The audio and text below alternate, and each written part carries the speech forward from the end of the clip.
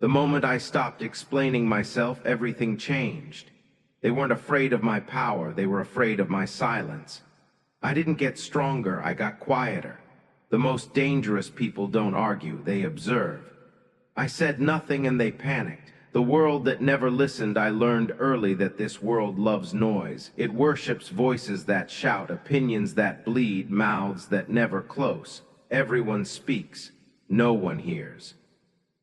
I stood in crowded rooms filled with laughter and judgment, and I spoke like a fool who still believed honesty mattered. I spoke with hope in my chest, with truth on my tongue, with vulnerability I did not yet know was a liability. And every time I opened my mouth, they took a piece of me. I spoke. They laughed, not because it was funny, because it was easy. I explained. They judged, not because they understood, but because understanding requires effort, and effort was never their strength. I defended myself. They twisted my words. I trusted. They remembered only what they could use against me. They never listened, not once. It felt like screaming underwater, lungs burning, chest collapsing, sound swallowed before it ever reached the surface. I could see their faces moving. I could see their mouths responding, but none of it touched me. None of it met me where I stood. They talked at me. They talked over me. They talked around me, but never to me. And slowly, painfully, I realized something they never did. Words are not power when they fall on deaf ears. They are invitations to be misunderstood. Weapons handed to those who already want to cut you down. So I began to retreat, not out of fear, not out of weakness, but out of instinct, survival. Silence didn't arrive like surrender, it arrived like a shield. At first it felt heavy, unnatural, like holding your breath while the world keeps moving. But every time I chose not to speak, every time I swallowed a response, every time I let their assumptions rot unanswered, something strange happened. They grew louder, more reckless, more certain they had won. And I learned the truth they never will. Silence is not absence, it is restraint. Silence is not emptiness, it is control. I didn't stop speaking because I had nothing to say. I stopped because they proved they didn't deserve my voice. They never listened, not once, so I watched, and I waited. The birth of the outcast, when silence became a prison. Silence changes how the world looks at you, not slowly, instantly. The moment I stopped speaking, the distance appeared. Friends who once leaned in started leaning away. Their messages grew shorter. Their eyes stopped searching for mine. They didn't ask what I was thinking anymore. They assumed I had nothing worth hearing. And the enemies, they grew brave. Loud people always do when they believe you're harmless. They mistake quiet for surrender. They mistake restraint for fear. They mistake depth for emptiness. They mistook my quiet for emptiness. Every room became smaller. Every silence grew heavier. It wrapped around my chest like chains I never asked for. I could feel it tighten every time someone spoke over me, every time my presence went unacknowledged, every time my absence went unnoticed.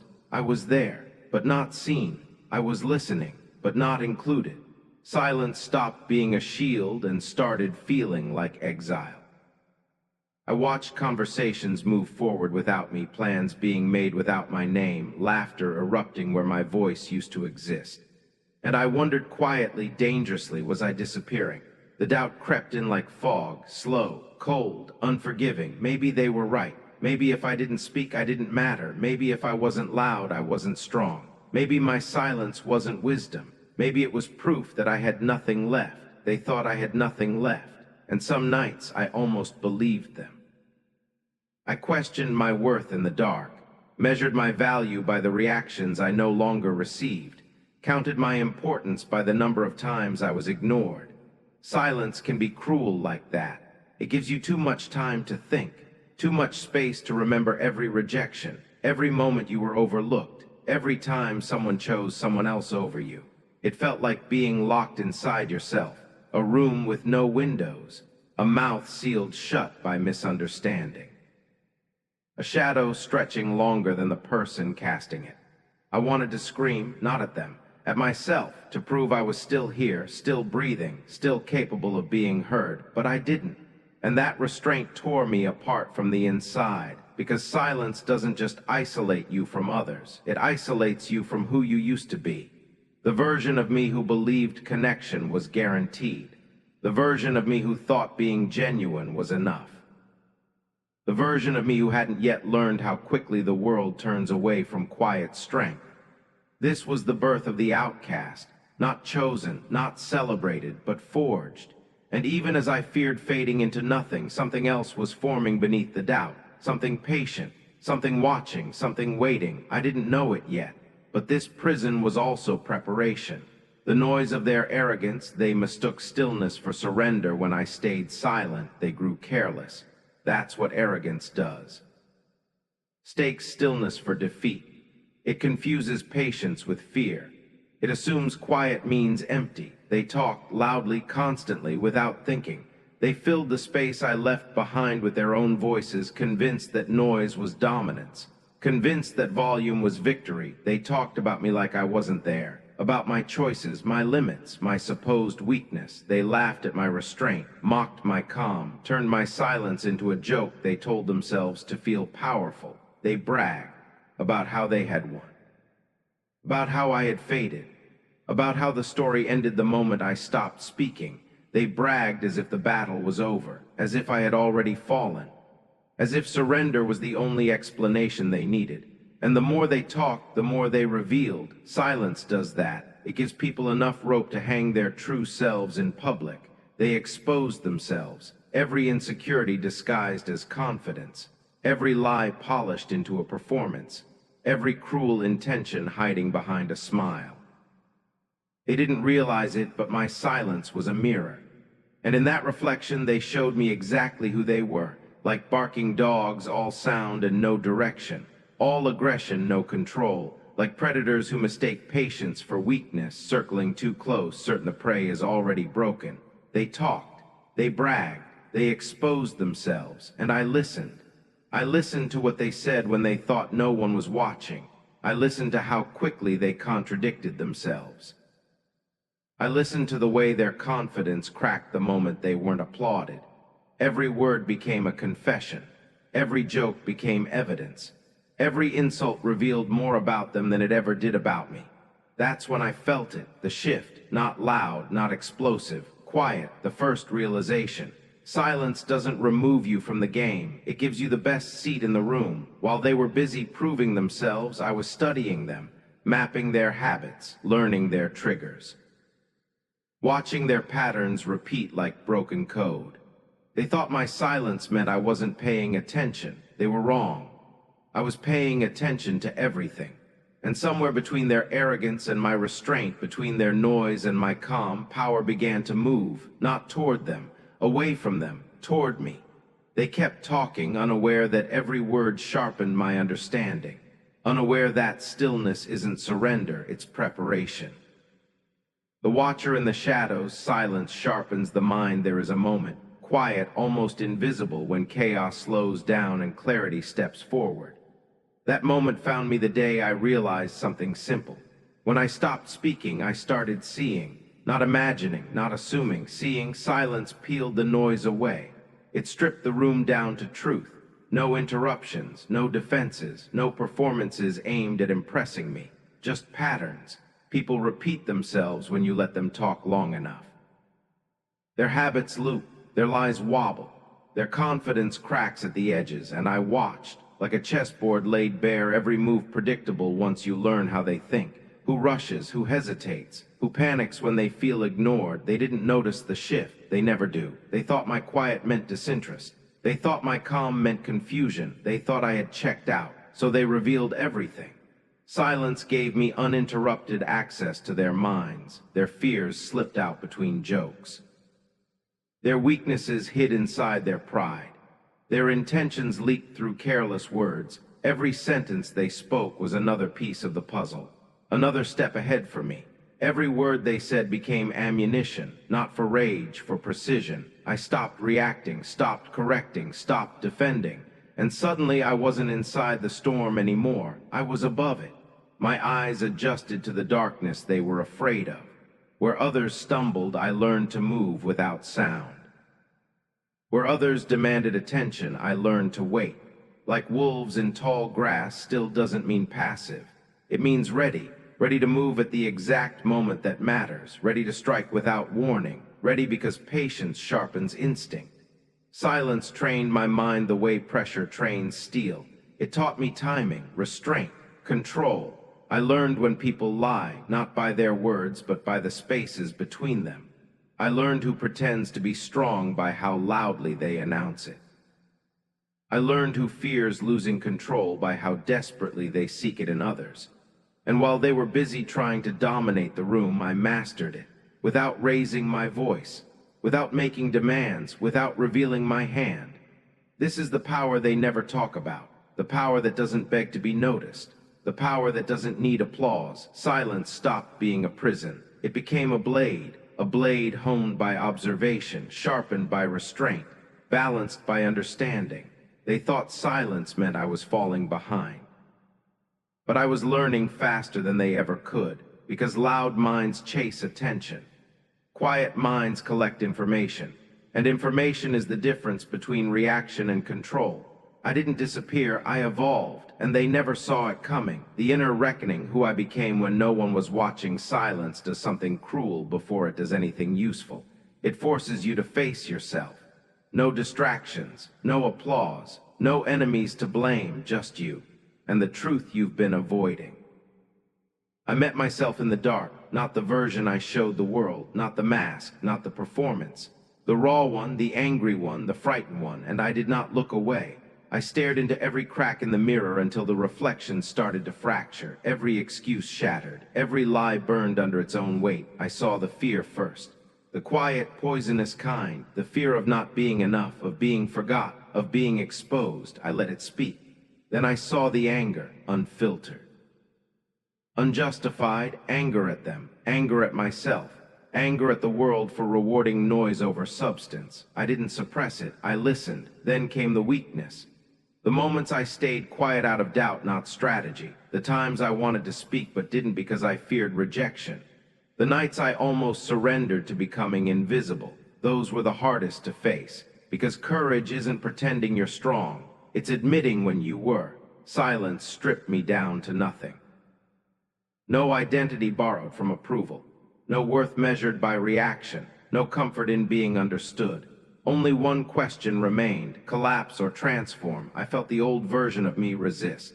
The version that wanted safety, acceptance, permission. That version begged to stay alive, but innocence is expensive, and I had already paid too much. So I let it burn. I watched the old beliefs turn to ash. The need to be liked, the need to be explained, the need to be seen as good. Those things don't survive the dark. And something else rose in their place, something quieter, heavier, unbreakable. I learned that solitude is not loneliness when you stop needing validation to exist. I learned that pain does not weaken you unless you refuse to learn from it. I learned that the world doesn't reward honesty. It rewards control, and control starts internally. This is where the transformation happens, not in applause, not in revenge, not in victory. But in the moment you stop running from yourself. I didn't come out softer, I didn't come out kinder, I came out clear. Clear about what I will tolerate, clear about what I will never beg for again, clear about who I am becoming. The fear didn't disappear, it fell into place. The anger didn't fade, it focused. The weakness didn't vanish, it taught me where to reinforce. This wasn't redemption, this was refinement. I didn't survive the dark by hoping it would end. I survived by becoming someone who could live there without fear. And when no one was watching, when no one was listening, when no one cared, I chose transformation. That choice changed everything. The moment of realization, silence is not absence, it is pressure. And then it became clear, not slowly, not gently, clear like a fracture running through stone. Silence is not absence, it is pressure. The kind you don't notice at first. The kind that doesn't announce itself.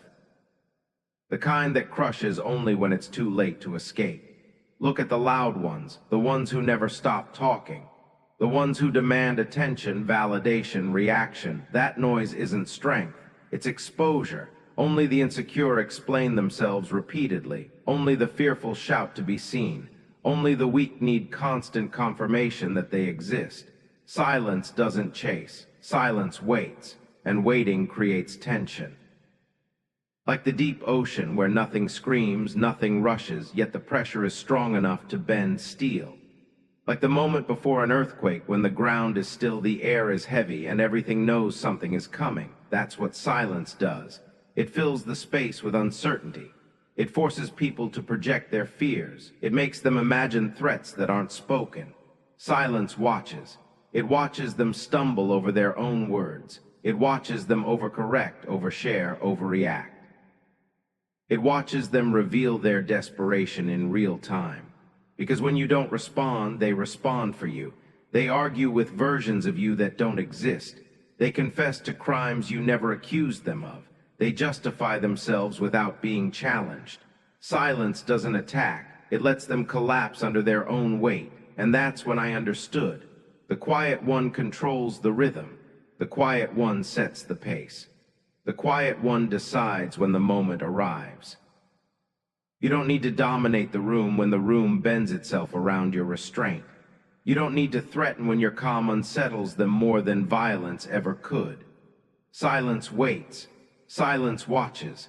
Silence breaks them, not with force, with inevitability. Every second you don't react becomes a mirror they can't escape.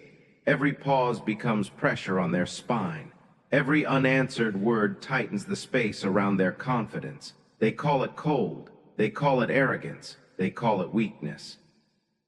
They call it everything except what it really is. Control.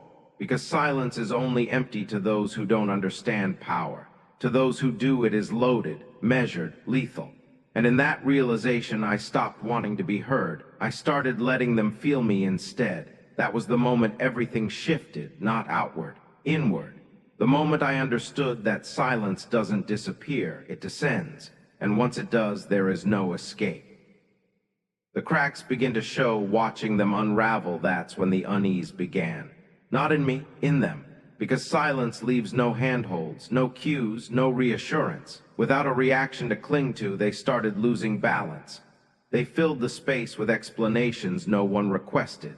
Justifications no one demanded, stories that grew longer every time they spoke. My silence became their interrogation. I didn't accuse, I did confront, I didn't correct. I let the quiet sit between us like a weight on the chest, and under that weight they cracked. They repeated themselves, changed details mid-sentence, contradicted yesterday's certainty with today's panic. Their confidence began to sweat. You could hear it in the pauses, see it in the broken eye contact, feel it in the way their words started tripping over each other. Fear rushed in to occupy the silence I left untouched, because fear hates uncertainty. It needs answers, it needs reactions. And I gave it nothing. They started watching me the way prey watches tall grass, waiting for movement, any movement, but stillness is terrifying when you don't control it. Masks began to crumble. The charming one grew defensive, the loud one grew desperate, the arrogant one grew cruel. That's always the order. When people feel exposed, they reach for what they know. Some beg, some boast, some attack. And in that chaos, truth spills out. They confessed without being asked. Confessed to motives they swore they didn't have. Confessed to fears they pretended didn't exist. Confessed to insecurities they hid behind bravado. All because I refused to react. Silence doesn't need questions. It makes people interrogate themselves. They blamed others, then circumstances, then bad timing, then me. Anything to escape the pressure, but pressure doesn't negotiate. It reveals. I watched them unravel slowly, thread by thread, as their composure slipped and their stories collapsed. The more they spoke, the smaller they became. The more I listened, the larger the space around me grew. They wanted reassurance. I offered none. They wanted conflict. I offered calm. They wanted closure. I offered time. And time is merciless, because every second of silence forced them to sit with themselves, with their lies, with their contradictions, with the version of themselves they hoped no one would ever notice. This wasn't cruelty. This was consequence. I didn't dominate them with force. I didn't corner them with threats. I let them drown in the sound of their own voices. And as they unraveled, something else became obvious. Power had shifted completely. Not because I said anything, but because I didn't have to. They feared what I might say, what I might know, what I might do. And fear makes people careless. It makes them reveal too much, move too fast, strike too early. I remained still, watching, waiting. Because when silence breaks people apart, it does so cleanly. No noise, no mess. Just truth finally exposed. The rise of the unspoken power. When silence commands the room, there came a point when I stopped checking faces for approval. Stopped measuring my worth by nods, smiles, agreement. I didn't need permission anymore. That's when it happened. The shift. I walked into spaces the same way I always had. No announcement, no display, no demand, but the air changed. Not because I spoke, because I didn't explain myself. I didn't soften my presence. I didn't rush to fill the quiet. I didn't speak. And yet they listened. They felt it before they understood it. That pressure, that weight, like a storm held back by will alone, like thunder trapped behind clenched teeth. Silence started working for me. People adjusted their tone when I entered. They chose their words more carefully. They hesitated, not out of respect, out of instinct. Because when someone stops seeking validation, they become unpredictable. And unpredictability terrifies those who rely on control. I didn't speak. And yet they listened. They leaned forward, watched my expressions, waited for a reaction that never came. And in that waiting, their power slipped. Silence forces reaction. It demands interpretation. It turns every second into a test. Who speaks first? Who breaks? Who reveals too much? I let them answer those questions themselves. Thrones are not built from noise. They are built from restraint, from knowing when not to act, when not to respond, when not to reveal intention. I stood still while others shifted. I remained calm while others adjusted. I watched while others performed. And slowly, inevitably, the hierarchy rearranged itself. They started explaining things I didn't ask about, justifying decisions I never questioned, seeking approval I no longer offered. I didn't speak. And yet they listened, because silence doesn't compete. It dominates by default. It creates space others rush to fill. It creates tension others can't tolerate. It creates authority without effort. This is what they never taught you. Real power doesn't announce itself. It arrives quietly and lets the world react. It doesn't chase attention. Attention bends toward it. It doesn't argue. It waits. And waiting is a luxury only the powerful can afford. I wasn't loud. I wasn't aggressive. I wasn't cruel. I was undeniable. A presence forged from restraint. A storm contained by choice. A throne built not from conquest, but from control. I didn't speak. And yet they listened. Because by then my silence had already said everything. Declaration of the new self. I owe them no explanation. There is a freedom that arrives the moment you stop asking to be understood. I felt it settle in my bones when I finally let the past loosen its grip. The apologies I never received. The closure that never came. The version of myself that waited for permission to move on. I cut those ties clean. Not with anger, with clarity. I realized something simple and unforgiving. Not everyone deserves access to your truth. Not everyone earns an explanation. Not everyone is capable of understanding you even if you break yourself trying, so I stop. I do not explain myself anymore. Not my silence, not my choices, not my absence from places that once drained me. I owe them nothing. Understanding is a privilege, and privilege is earned through respect, not demanded through entitlement. I no longer translate my intentions for people committed to misunderstanding me.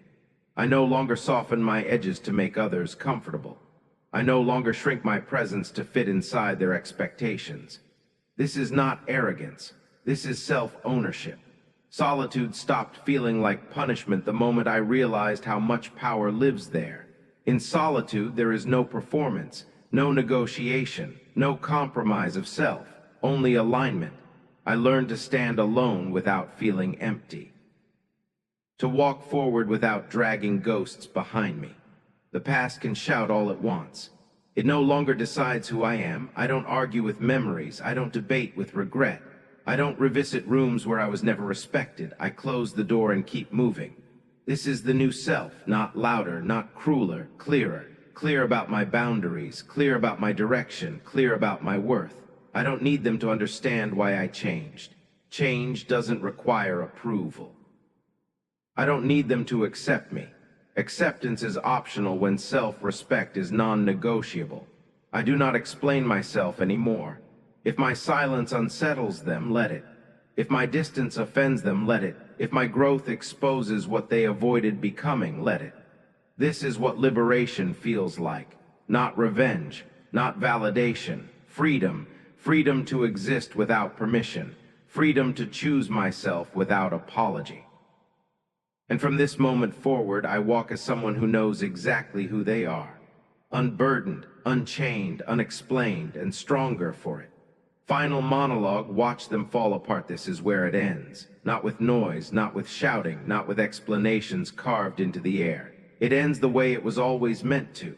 In silence. Look around now. Look at them. The ones who laughed when you stopped speaking. The ones who mistook your calm for collapse. The ones who needed your reaction to feel real. They are unraveling because uncertainty is poison to fragile minds. Because silence offers no ground to stand on. Because when answers don't come, fear writes its own stories. And fear is never kind. Let them talk. Let them talk themselves into circles. Let them rewrite history out loud. Let them pretend they understand what's happening. They don't. Let them guess. Guess your intentions. Guess your next move. Guess whether you're finished or just beginning. Guess until their confidence rots from the inside.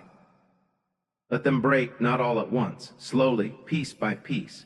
Let the strongest voices crack first. Let the leaders hesitate. Let the loudest ones beg for reaction. Watch how fast certainty collapses when it has nothing to push against. You don't need to touch them. Silence is doing the work. They thought power was domination. They thought control was force. They thought strength meant being seen. They were wrong. Power is composure. Control is restraint. Strength is walking forward while everything behind you burns.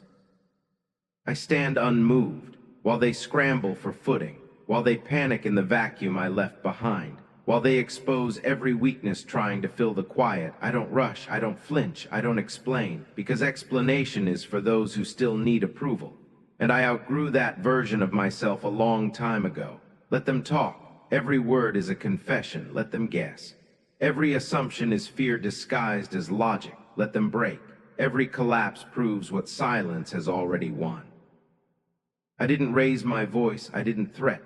I didn't announce my arrival or my departure. I simply withdrew my energy and watched the structure fail. That's the truth they can't accept. They were never fighting me. They were fighting the pressure of being seen without my response to guide them. They were fighting themselves. I walk forward now, not faster, not slower, unbothered. Behind me, alliances fracture, stories fall apart, masks finally slip, and I don't look back because this was never about revenge. It was about evolution, about realizing that the most dangerous person in the room is the one who doesn't need to prove it. I said nothing, and that was enough. Enough to destabilize egos, enough to expose lies, enough to dismantle everything built on noise. My silence was the weapon, not sharp, not loud. Inevitable, so let them talk, let them guess, let them break. I'll keep walking, and now watch them fall apart. The world punishes the loud. When speaking became a liability, I used to believe honesty was strength. I believed truth carried weight. I believed that if I spoke clearly, if I explained myself fully, the world would meet me halfway. I was wrong. Every time I spoke, I bled, not because my words were weak, but because the world is not built for depth. It is built for noise. I opened my mouth thinking I was offering clarity. What I really offered was access, and access is never met with mercy. They didn't hear me, they studied me. They didn't listen to understand. They listened to measure, to calculate, to catalog my tone, my pauses, my convictions. Every sentence became a map. Every confession became a handle. Every explanation became a blade they could grip later. I thought transparency made me human. They treated it like an invitation. I spoke with purpose. They responded with mockery. I spoke with sincerity. They answered with smiles sharpened at the edges. I spoke with truth. They turned it into a weakness and passed it around like currency. Every time I spoke, I bled. I remember the first time it happened. That moment when you realize the room has shifted. The air changes. The eyes change. You can feel it. That subtle pivot where understanding dies and curiosity turns predatory. They lean in not because they care, but because you've given them something to dissect. Words are not neutral. Words are exposure, and I was exposed. I explained myself when I didn't have to. I defended myself when no attack had even landed yet. I filled silence out of fear, fear of being misunderstood, fear of being misjudged, fear of being alone, and in doing so I handed them everything. The world does not reward clarity. It rewards confidence masquerading as volume. The loudest voice wins, not the deepest truth. The boldest lie survives, not the quiet fact. I watched it happen in real time. Those who spoke endlessly were praised for leadership. Those who talked in circles were called charismatic. Those who drowned rooms in noise were crowned with attention. And those who spoke carefully, those who chose their words, those who revealed only what mattered, we were picked apart because restraint makes people uncomfortable.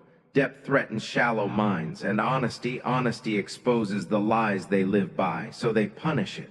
They punish it subtly at first. A joke, a raised eyebrow, a dismissive laugh. Then the consequences grow teeth. You speak honestly and suddenly you're too intense.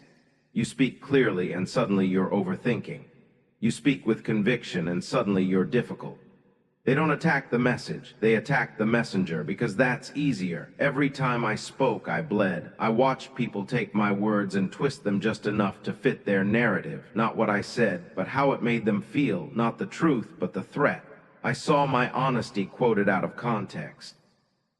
My vulnerability repeated without my consent. My transparency turned into entertainment. Crowds feed on exposure. They gather around open wounds, not to heal them, but to watch them pulse. An open mouth becomes an open target. And the more I tried to clarify, the worse it got. Because explaining yourself is like bleeding louder. It only attracts more eyes. I thought if I spoke better, if I chose stronger words, if I explained more clearly, they would finally understand. They never wanted to. Understanding was never the goal. Control was, and control starts with information. Every detail you give becomes leverage. Every emotion becomes a butt. Every belief becomes a pressure point. They didn't hear me. They studied me. They learned how to provoke me, how to corner me, how to make me doubt myself using my own words. I became predictable, because when you speak freely, you reveal patterns, and patterns are easy to exploit. I told them what mattered to me. They showed me exactly how little it mattered to them. I told them what hurt me. They remembered it, not to protect me, to use it later. That's the part no one warns you about. People don't forget your truths, they store them. And when the time is right, when they feel threatened, when they feel exposed, when they feel small, they reach for what you gave them. Every time I spoke, I bled, and the worst part, they called it my fault. You shouldn't have said that. You shouldn't have been so open. You should have known better. As if honesty is a crime, as if depth is recklessness, as if truth deserves punishment. So I learned something the hard way. The world doesn't punish lies, it punishes vulnerability. It doesn't fear deception, it fears exposure. And honest people expose systems built on pretense just by existing, so they are silenced, ridiculed, isolated, not with force, with shame. Speak up and you're labeled emotional. Speak your truth and you're labeled unstable. Speak with clarity and you're labeled arrogant. And slowly, quietly, you are trained. Trained to second-guess every word, trained to dilute your thoughts, trained to shrink your presence. Until you start editing yourself before anyone else can, until you apologize for sentences you haven't even spoken yet, until silence feels safer than truth. Every time I spoke, I bled. And eventually, I noticed something else. The ones who hurt me the most, they never said much. They smiled, they nodded. Waited, they let me talk. And in my eagerness to be understood, I gave them everything they needed. They never had to expose themselves. They never had to explain. They never had to defend. They stayed quiet, and the room bent around them. That's when it started to sink in. The world doesn't reward depth, it rewards control. And control belongs to those who reveal the least. I was punished not because I was wrong, but because I was visible. I was punished not because my words lacked value, but because they had too much of it. Truth threatens fragile systems, and fragile systems strike back. So they mocked me, they minimized me, they reframed my honesty as weakness, and for a long time I believed them. I shrank my voice. I softened my convictions. I tried to sound less sure, less intense, less real. And still, every time I spoke, I bled. Because once they know you speak from truth, they listen for cracks, not to understand, to attack. That was the wound. The moment I realized words are not just communication, they are ammunition. And if you give them away freely, don't be surprised when they're used against you. I didn't become quiet because I was afraid. I became quiet because I learned. Learned that depth is dangerous in a loud world. Learned that honesty is hunted, not honored. Learned that silence isn't weakness, it's survival. And at first it hurt, because silence felt like losing a part of myself. But I didn't know yet what silence was about to become. I just knew this much: every time I spoke, I bled. And I was done bleeding for people who only came to watch. They watched closely how eyes turned into weapons. I didn't notice it at first. That's how it always begins, not with footsteps, not with threats, but with eyes, quiet eyes, patient eyes. They were watching, not openly, not boldly, not in a way you could point to and accuse. Cost of being understood: why clarity makes you predictable. I used to crave it. Understanding. I thought if I explained myself clearly enough, if I chose the right words, if I laid my thoughts bare, they would see me. I was wrong. Understanding didn't save me, it exposed me, because the moment they understood me, they stopped fearing me. Mystery is armor, clarity is an open door. I gave them the map to my mind and called it honesty. They studied it. They learned how I think, how I hesitate, how I justify, how I forgive. And once they learned that, they owned leverage. Understanding became their advantage. I explained why I felt the way I felt. I explained what hurt me. I explained my intentions. I thought transparency was strength. But every explanation removed a layer of uncertainty. Every clarification erased a shadow. And shadows are where power hides. They didn't misunderstand me anymore. They anticipated me. Predictability is the currency of control.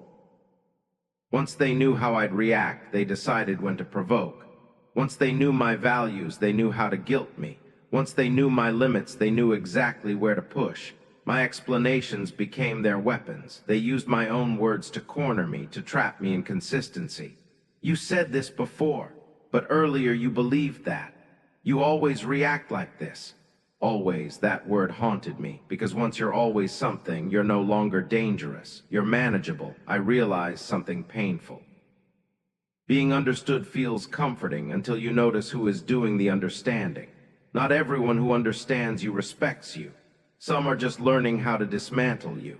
I kept explaining myself to people who never intended to protect what they learned.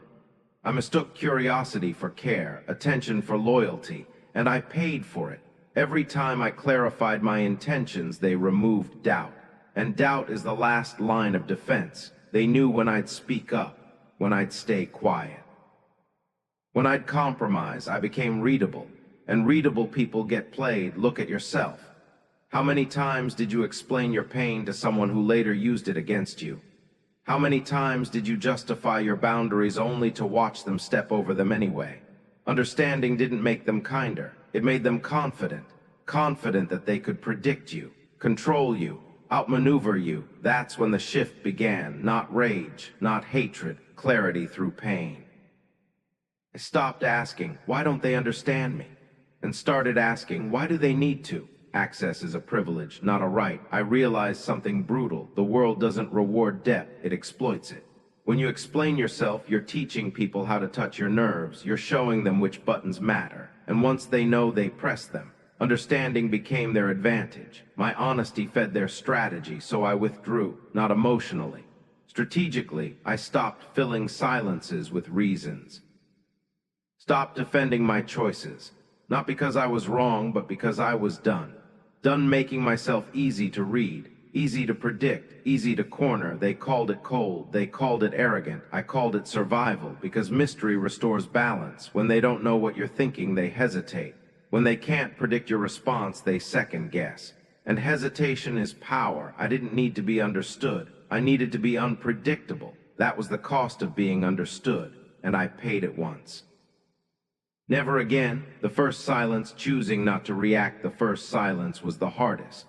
Not because it was loud, but because it burned. Every instinct screamed at me to speak, to defend, to explain, to correct the narrative.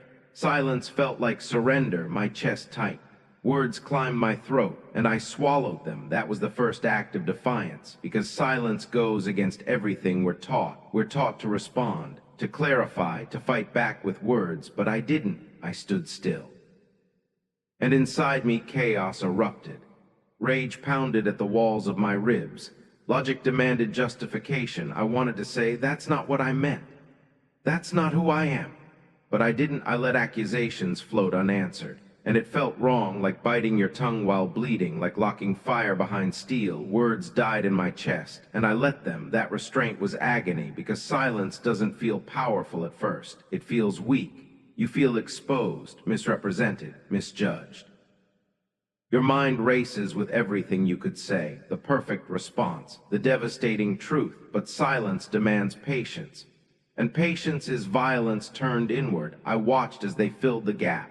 They spoke louder, explained more, defended themselves against words I never said. Stillness created discomfort, and discomfort revealed character. The longer I stayed quiet, the more frantic they became. They wanted reaction, validation, confirmation, and I gave them nothing. Holding back rage is harder than unleashing it. Anyone can explode. It takes discipline to remain still. That first silence rewired me. I realized something crucial. Reaction is obedience. When you react on cue, you're dancing to their rhythm, but when you don't, you disrupt the pattern. They accused. I didn't respond. They provoked. I remained still, fire locked behind steel. Inside me, the urge screamed, but externally, I was unmoved, and something shifted, not in them, in me. I learned I could survive being misunderstood, that the world wouldn't collapse if I didn't correct every lie. I learned that restraint is strength. They wanted emotion, I gave them absence, and absence unsettles people more than anger. Silence became resistance, not passive, active. Every moment I didn't react was a moment I reclaimed control. They couldn't read me anymore, couldn't predict the explosion, because it never came. That scared them. Because when fire doesn't burn on command, it becomes unpredictable. That first silence was uncomfortable, unnatural, but it forged something in me. A refusal to be pulled by strings, a refusal to perform. I realized something that night. Stillness isn't weakness, it's restraint sharpened into power. And once you master it, they can scream, accuse, provoke, and you will stand there, quiet, unmoved, waiting, because silence isn't empty, it's loaded. And that was only the beginning. Just enough to feel it, that pressure on the back of your thoughts, that sensation that something is being measured. They were watching. I spoke and heads nodded. I laughed and smiles answered. I shared and silence followed. But it wasn't empty silence. It was full of attention, full of calculation, full of intent. People observe more than they listen. That truth cuts deeper than any insult. Listening requires empathy. Observation requires nothing but hunger. They weren't listening to understand me. They were listening to predict me. Every pause, every inflection, every shift in my tone. They weren't hearing my words. They were cataloging my reactions. They were watching, always watching. I started to feel it in conversations, that subtle tightening. That moment where a question lingers just a little too long. Why do you think that? Are you sure? Interesting, innocent words, sharp intentions. Conversations became traps, not arguments, not debates, traps. They let me speak until I revealed my center, until I showed what moved me, what angered me, what scared me, and then they stepped back, smiling, because silence attracts attention, but speech gives instructions. Every word I spoke was a blueprint, every explanation a set of directions. This is where you press, this is where you pull, this is where they break. They were watching, always watching. I noticed how certain people never spoke first. They waited, they let the room fill itself, they leaned back. Crossed arms, soft smiles. Predators don't rush, they observe. Wolves don't bark, they watch the herd. I didn't understand it yet, I just felt exposed. Like standing under a light you didn't turn on, like being studied without consent. Eyes in the dark, that's what it felt like. I'd finish speaking and feel lighter, not relieved, drained, because every time I spoke I gave something away.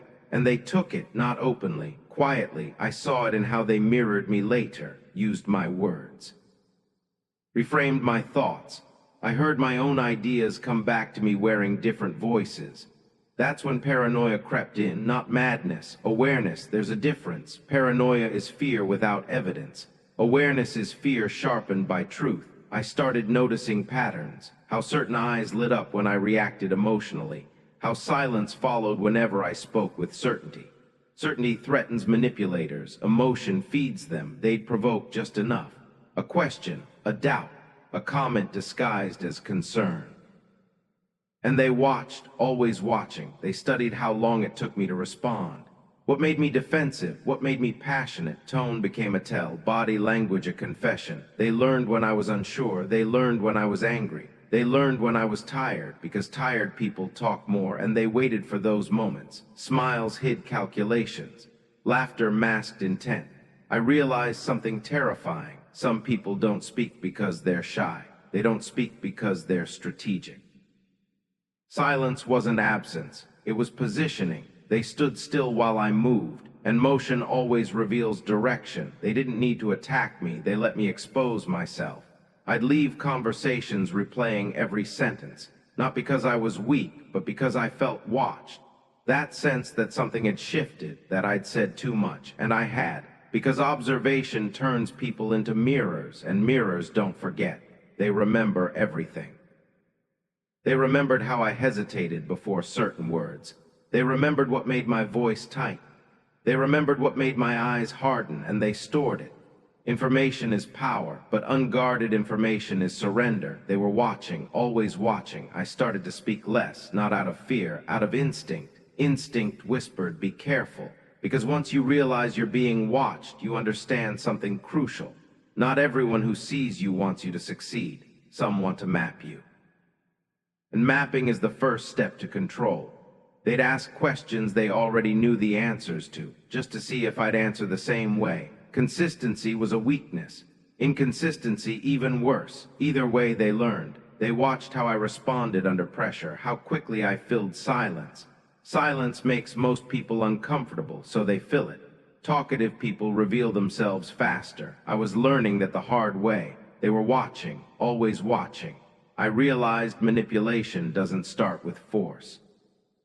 It starts with attention, undivided attention. That's how they learn your rhythm. That's how they anticipate your moves. That's how they turn your honesty into predictability. I saw it when they began finishing my sentences, when they anticipated my objections before I voiced them. You're going to say, I already know what you think. And they did, because I'd told them, I'd shown them, I'd spoken freely in a world that doesn't forgive openness. Conversations weren't exchanges anymore. They were interrogations without questions. I could feel the pressure building. That weight of being known too well, being seen without being protected. Eyes everywhere, listening without empathy. They were watching, always watching. And here's the truth most people never learn. Observation is a form of aggression. It's quiet, polite, undeniable, but it takes your privacy, your unpredictability, your edge. The moment someone knows how you'll react, they're no longer afraid of you. Fear lives in uncertainty. And I had given them certainty. That realization hit like cold water. I wasn't paranoid, I was awake. I understood why powerful people speak carefully, why leaders pause before answering, why some words are never said out loud. Because once spoken, they belong to the listener, and not all listeners are harmless. They were watching, always watching. I noticed how the room changed when I stayed quiet. Eyes searched my face, postures shifted. Silence unsettles observers. Because when you don't speak, they have nothing new to study. No updates, no data, and that made them nervous. But at this stage, I was still learning, still bleeding quietly. I hadn't mastered silence yet. I was just retreating into it, testing it, feeling how the eyes responded. They leaned in more. They filled the silence themselves. And in doing so, they revealed something else. The watcher hates being watched. Because when you stop feeding them information, they start feeding you theirs. Nervous laughter. Over-explaining, defensive jokes. They told on themselves, but I wasn't ready to use that yet. I was still processing the weight of it. That realization that the world is full of observers masquerading as friends. Listeners masquerading as allies, people who smile while sharpening conclusions. They were watching, always watching. And once you see it, you can't unsee it. Every glance lingers longer, every silence feels heavier. You realize how many people are waiting for you to slip, to reveal. To react, because reactions are gifts to those who observe. And I had given too many. But this awareness didn't break me. It hardened me, because now I knew the rules. Speech is exposure, silence is control. They thought my quiet meant retreat. They thought it meant uncertainty. They were wrong. I wasn't disappearing. I was learning how to disappear on command. Because when eyes turn into weapons, you don't fight them head on. You starve them. They were watching, always watching. And soon they would learn what it feels like to be observed by someone who no longer speaks. Withdrawal of access. When you stop feeding the world, there comes a moment when you realize something most people never do. Attention is currency, and I had been giving it away like it was worthless. Every reaction, every explanation, every defense. I fed the world my energy and wondered why it never gave anything back, so I stopped. Not dramatically, not loudly, quietly. I withdrew access. No announcement, no justification, just absence. And absence is terrifying to those who were feeding on you. I learned this fast because manipulators don't crave control, they crave access. Access to your emotions, your time, your reactions. When you stop feeding them, they starve. And starvation makes people desperate. I stopped explaining myself, not because I couldn't, but because I wouldn't. No reaction, no explanation, no access. The silence wasn't empty, it was deliberate. I watched how uncomfortable it made them. Questions piled up unanswered. Messages went cold. Conversations lost rhythm. They circled back confused. What's wrong? Why are you acting different? Did I do something? They needed feedback, and I gave them nothing because feedback is fuel. Every time you react, you confirm relevance. Every time you defend, you validate the attack. So I didn't know reaction, no explanation, no access. At first, it felt unnatural, like withholding breath. Like resisting gravity, but with each moment of restraint, something inside me hardened. Not cruel, clear. I realized I didn't owe the world my thoughts on demand. I didn't owe clarity to people who used it against me. I didn't owe emotional transparency to those who weaponized it, so I closed the gate.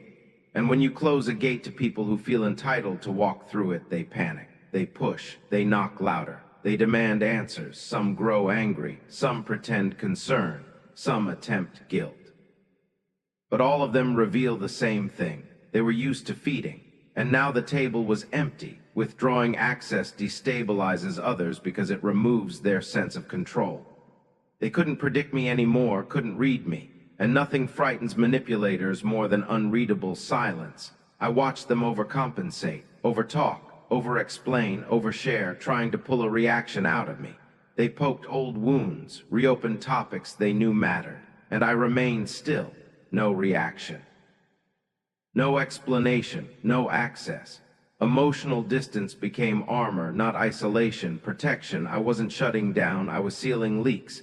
Every place they once entered freely now required permission. And permission was no longer automatic. I realized something powerful. You don't need to confront people to take your power back. You just need to stop feeding them. Stop correcting their assumptions. Stop defending your intentions. Let them misunderstand. Because misunderstanding without access has no teeth. They'll tell stories, invent meanings, let them. Stories die without confirmation. I stopped reacting to provocation, stopped engaging with passive aggression. I didn't explain my silence. Silence doesn't need a press release. And that unsettled them more than any argument ever could, because arguments keep you connected. Silence cuts the cord. I watched how quickly respect returned. Not because they liked me more, but because they couldn't control me anymore. Distance commands respect when familiarity was once exploited. I didn't disappear, I became selective. Who gets my attention? Who hears my thoughts? Who sees my emotions? Attention is currency, and I raised the price. No reaction, no explanation, no access. Some people faded, some became hostile. That told me everything. Those who only valued me when they could extract from me weren't allies. They were consumers. And I stopped supplying. I learned to sit with discomfort, to let silence stretch, to let accusations float unanswered until they lost weight. Because without reaction, words collapse under their own emptiness. I watched insults lose momentum, provocations fall flat. Fire needs oxygen, I gave it none. And something remarkable happened. My mind grew quieter, sharper. Energy returned. The energy I used to waste explaining myself to people who never listened anyway. I felt power settle into my posture. My tone, I didn't need to assert dominance. Withdrawal did it for me. People lean towards silence, they project onto it.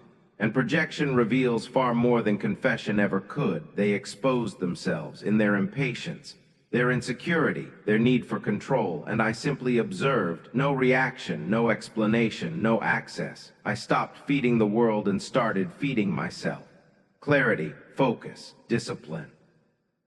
Silence that once felt like absence now felt like authority.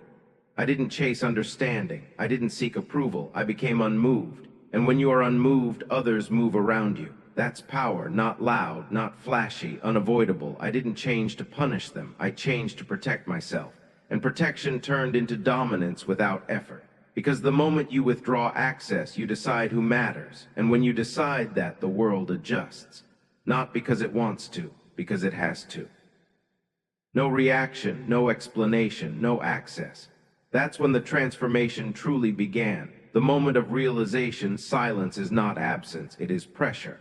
I used to think silence meant I had nothing left to say, that it meant retreat, weakness, defeat. I was wrong. Silence is not absence, it is pressure, pressure unseen, pressure unfelt until it breaks something. I didn't learn this gently. I learned it the hard way, by watching the loud ones unravel. Because loud people don't speak from strength, they speak to hide the cracks. They fill the air to avoid hearing themselves think. They shout to drown out doubt. They perform confidence because they do not possess it. And I used to mistake noise for power. I don't anymore. Silence waits. I watched how the loudest voices demanded attention, how they needed constant confirmation, applause, agreement, reaction. Without it, they shriveled, they paced, they over-explained. They repeated themselves louder, slower, angrier. Because insecurity hates empty space.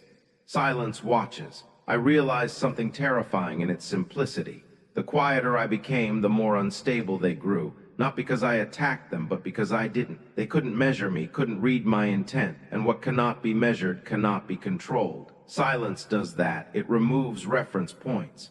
When you don't explain, they guess. When you don't react, they project. When you don't defend, they doubt their own attack. And doubt is poison to fragile egos. Silence waits. I stopped mistaking calm for weakness, stopped mistaking restraint for fear, because restraint is choice. And choice is power. Anyone can explode, anyone can react. It takes discipline to remain still while others spiral.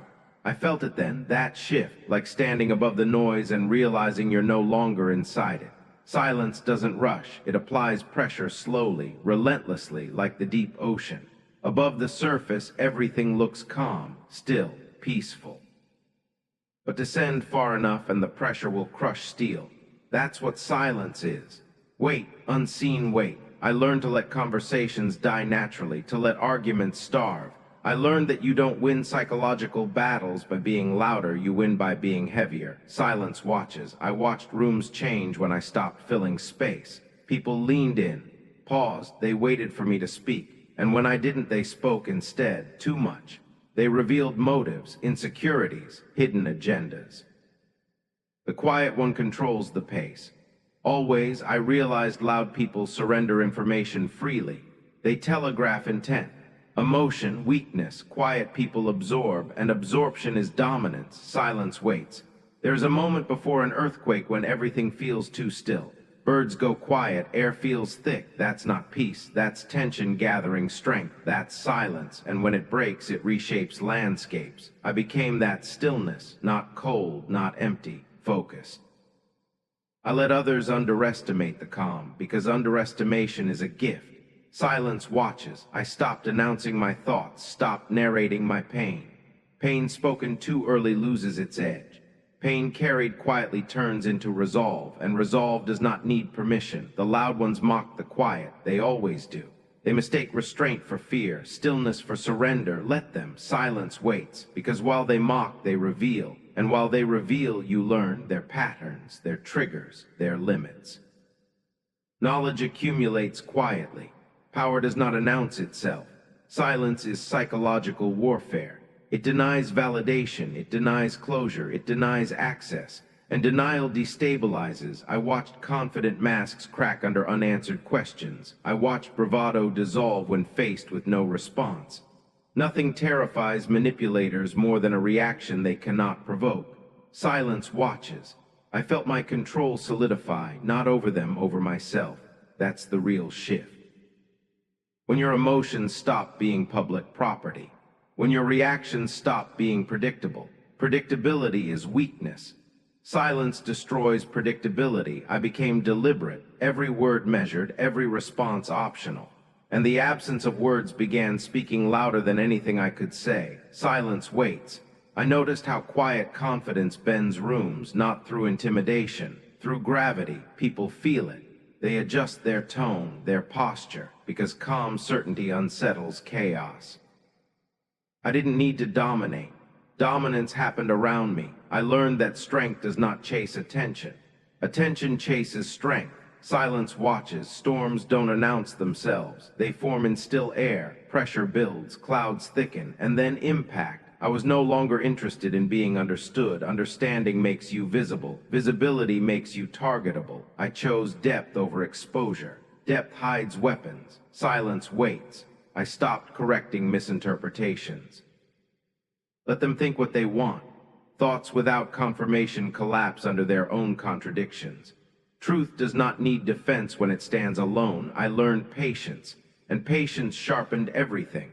The mind, the instincts, the will. I wasn't passive, I was precise. Silence watches. Every pause became a test, and they failed it.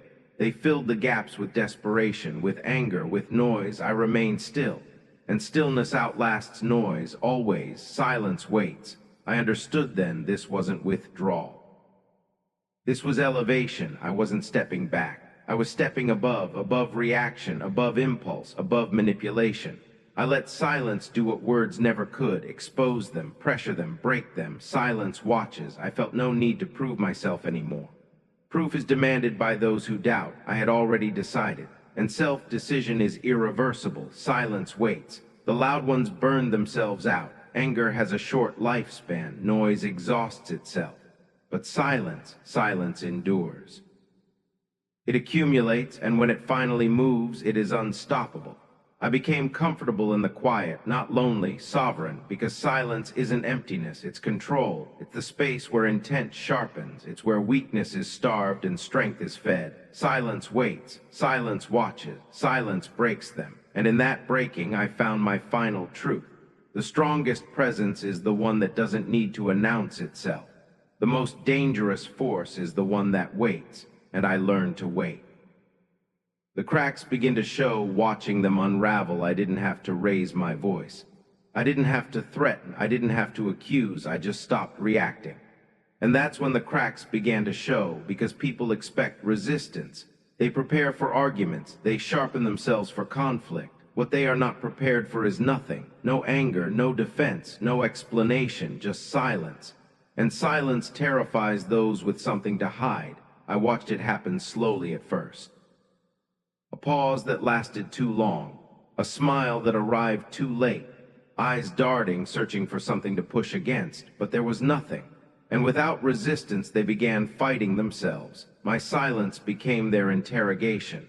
They filled the space I refused to occupy. They talked faster, then louder, then softer again, unsure which version would work. They repeated points I never challenged, defended actions I never questioned. I didn't ask. They volunteered. They always do. Because guilt cannot survive quiet. I saw it in their faces, sweat forming where confidence used to sit. Smiles stretched too wide, too forced. The kind of smile that begs for reassurance. I gave none, and the pressure increased. They explained their intentions, their motives, their reasons, all unprompted, all unnecessary, all revealing. My silence became a mirror, and they did not like what they saw. They started contradicting themselves. One sentence erased the last. One excuse collapsed another. Truth is simple, lies need maintenance. And silence cuts the maintenance budget. I watched their voices change. Steady tones turned brittle. Certain words trembled on the way out. They laughed at moments that weren't funny, nervous laughter, the sound of a mask slipping. They filled the air with words because the quiet was accusing them. Fear filled the silence, not fear of me, fear of themselves. Because when no one reacts, you are forced to hear your own thoughts, and their thoughts were loud. They talked themselves into corners, then talked their way out only to step into another trap they built themselves. I didn't move, I didn't interrupt, I didn't rescue them, I let them spiral. Because people reveal their true nature when they are left alone with it. They confessed without being asked. Small things at first, justifications, clarifications, then bigger things, admissions disguised as explanations, truths disguised as jokes. They thought if they talked enough, they could control the narrative. But narratives require listeners. I wasn't listening the way they wanted, I was observing. Every word they spoke tightened the rope they didn't realize they were holding. I felt no anger, no satisfaction, just clarity, because this wasn't revenge, this was consequence. I had removed myself from the game, and without an opponent they turned on themselves. I saw desperation replace arrogance. The confident ones began seeking approval. Do you know what I mean? Right. You get it, don't you? They needed confirmation, I gave none. Silence does not confirm, it evaluates. And evaluation terrifies performers. They overcompensated, grand gestures, bold claims, promises nobody asked for. When people are secure, they don't advertise it. Insecurity always over-explains. I watch their stories grow more dramatic. Victims one moment, heroes the next. They couldn't decide which version would win me back. Back to what? Access. They wanted access because silence locked them out. They wanted reactions they could measure, but I gave them nothing to hold, and without grip they slipped. They slipped into contradictions, into emotional leaks, into truths they never intended to share. Their masks began to crumble, not dramatically, quietly, a micro-expression here, a stutter there, a pause where confidence used to live. Crumbling masks make no sound, but they change everything. I noticed how quickly they grew uncomfortable with unanswered statements. They would say something sharp, then wait. I didn't react. The silence stretched. They filled it with panic. Oh, I didn't mean it like that. You know how people talk? I was just joking. No one accused them. Their conscience did. Silence amplifies conscience. That's why people avoid it. I became still water, and they saw their reflection. They didn't like it. They tried provoking me. Subtle jabs, passive aggression. They wanted emotion. Any emotion. Anger would have been perfect. Anger is predictable. Anger can be steered. I gave them calm, and calm broke their rhythm. They stumbled. They exposed patterns, repeated phrases, defensive habits. I learned how they think by watching how they panic. People reveal their priorities when they feel control slipping. Some reached for dominance, others reached for sympathy. Some tried intimidation, some tried charm. All failed because silence does not negotiate. Silence observes. And observation is power. I watched alliances fracture. When one person senses exposure, they look for someone to blame. They whispered, compared notes, checked stories, and found inconsistencies. They turned on each other, because when pressure rises, loyalty is tested. Silence applies pressure evenly. It does not choose sides. It lets truth surface. I never confronted, never accused, never corrected. I didn't need to. They did the work for me. They started avoiding eye contact, started talking to others about me. Why is he so quiet? What do you think he knows? That question spread faster than any rumor. What does he know? The unknown unsettles, because the unknown could be anything. Silence lets imagination run wild, and imagination is crueler than reality. They projected guilt onto me. Their fear wrote stories I never spoke. I watched them tiptoe around their own words, editing themselves mid-sentence, self-censoring. That's when I knew the balance had shifted. They were no longer watching me. They were watching themselves. My silence had entered their heads. It followed them, lingered, echoed. They replayed conversations I barely participated in, trying to find clues, meaning, threats. I offered none, and that was the threat, because certainty feels safe. Ambiguity feels dangerous. Silence creates ambiguity. and ambiguity makes people unravel. They overcorrected, apologized for things I never mentioned, explained past decisions unprompted. They reached backward, trying to close doors I hadn't touched. They confessed to relieve pressure. Pressure I never applied. That's the beauty of silence. It lets others incriminate themselves, not legally, psychologically, emotionally, strategically. I didn't smile, I didn't nod, I didn't reassure. I let the weight sit. And weight bends people. Some tried to provoke me publicly, hoping embarrassment would force a reaction. I gave them dignity instead. Silence protects your dignity. Noise gives it away. They looked foolish. Because aggression without opposition looks desperate. I watched the crowd notice, not loudly, subtly. Perception shifted. The loud ones seemed frantic. I seemed grounded. Authority doesn't demand attention, it attracts it. And silence signals authority to those who understand power. They began whispering my name when I wasn't present, speculating. Fear loves speculation. I never confirmed, never denied. Let them wonder. Wonder weakens, certainty empowers. I was no longer the topic. I was the variable, and variables disrupt systems. They asked indirect questions, fishing for reactions. I answered plainly or not at all. No emotion, no attachment, just facts when necessary. And absence when not. That restraint unnerved them because it showed discipline. And discipline cannot be manipulated easily. I felt the dominance settle in, not arrogance, control. The kind that doesn't rush. The kind that doesn't need validation. I wasn't enjoying their discomfort. I was observing the process, because this wasn't personal, it was structural. I had removed fuel, and fires were dying. They blamed stress. Timing, misunderstandings, anything but the truth. That silence had exposed them, that without reaction their masks were unnecessary, and without masks they were naked. I learned something important watching them unravel. People don't fear strength. They fear exposure, and silence exposes, relentlessly, quietly, without mercy. I didn't need to win arguments. I let truth win time. And time favors the patient. They grew exhausted. Maintaining lies drains energy. Silence conserves it. I had energy. They didn't. That imbalance became obvious. Their voices cracked, their stories short. They avoided topics they once dominated, because silence had turned those topics dangerous. I had changed the terrain without moving. That's real power. The ability to shift outcomes without visible action. I realized then this was irreversible. Once people reveal themselves under silence, they cannot unreveal. Once masks crack, they never fit the same again. They would remember this feeling, the discomfort, the vulnerability, and they would associate it with my calm, not my words, my absence of them. I had become a pressure point. And pressure points end fights before they begin.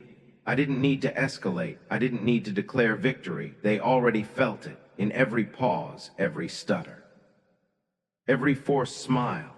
My silence became their confession, and they confessed without being asked. That's when I understood I wasn't invisible anymore. I was untouchable, because you cannot attack what does not react. You cannot manipulate what does not explain. You cannot intimidate what does not fear exposure. I had nothing to hide.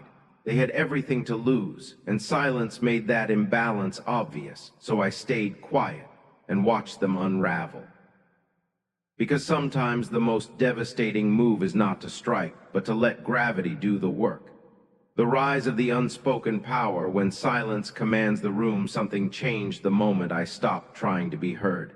Not suddenly, not dramatically, but inevitably, because power does not announce itself, it settles. I didn't speak, and yet they listened. At first, they didn't understand what was happening. They expected a performance, a reaction, a statement. They were used to noise equaling importance, volume equaling value. They were wrong. Presence replaced performance. I walked into rooms the same way I always had, same face, same posture, but the energy shifted, not because I demanded it to, because I no longer needed anything from anyone inside it. Silence does that. It strips desperation from your movements, urgency from your breath, and when urgency disappears, authority appears. I didn't speak, and yet they adjusted. Conversations slowed. Voices lowered. People looked up before speaking, as if checking the temperature of the room. I didn't correct anyone, I didn't interrupt, I didn't dominate, I waited, and waiting bent the atmosphere, because silence forces reaction. Noise reacts to silence the way fire reacts to oxygen. It flares, it panics, it reveals its nature. They filled the air at first, jokes, opinions, unnecessary commentary. They tried to fill the gap I refused to occupy. But the longer I stayed quiet, the heavier the space became. Not uncomfortable, significant, like standing too close to something massive, something that doesn't need to move to be felt. I didn't speak. And yet they listened, not to my words, to my restraint, because restraint is rare, and rarity commands attention. They began reading into everything, my pauses, my glances. What does that mean? What is he thinking? Silence turns you into a question mark. And people cannot ignore unanswered questions. I watched their behavior change. They stopped rambling, stopped oversharing. They became precise, intentional, as if every word now mattered, because it did. Silence raises the price of speech. When everyone talks, words are cheap. When someone withholds them, every sentence becomes a transaction, and I was no longer spending freely. I was building a throne from restraint, not one you see, one you feel. I didn't posture, didn't assert dominance. I didn't need to. Authority that has to prove itself is not authority. It's insecurity wearing armor. I wore nothing, and that unsettled them. They began deferring, not overtly, subtly. Maybe we should wait. Let's see what he thinks.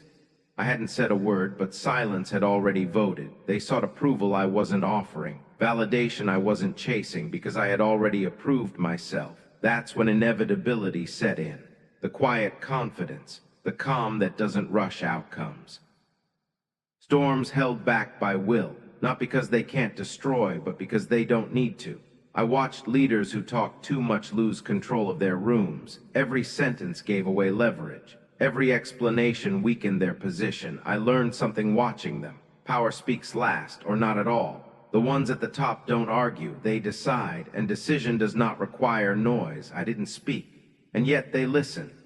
They started watching me when others were speaking, reading my reactions. Trying to predict my stance, I gave them nothing, and nothing drove them insane, because humans crave patterns. Silence breaks patterns, it forces adaptation, and adaptation reveals hierarchy. They adapted to me, not the other way around. I saw it in their body language, leaning in, pausing mid-sentence, checking themselves. I hadn't imposed rules. Silence had created them. Rules unspoken are the strongest kind because they feel inevitable. I didn't raise my voice. I didn't lower it. I didn't need to. The room lowered itself. That's when I understood. Silence doesn't remove you from power. It concentrates it like pressure deep in the ocean, invisible, crushing, unavoidable. People stopped challenging me openly, not out of fear, out of uncertainty. And uncertainty is a leash. They didn't know where the line was anymore, so they stayed far from it. They began attributing intentions to me, plans I hadn't stated, strategies I hadn't revealed. Silence invites projection. And projection turns you into a myth.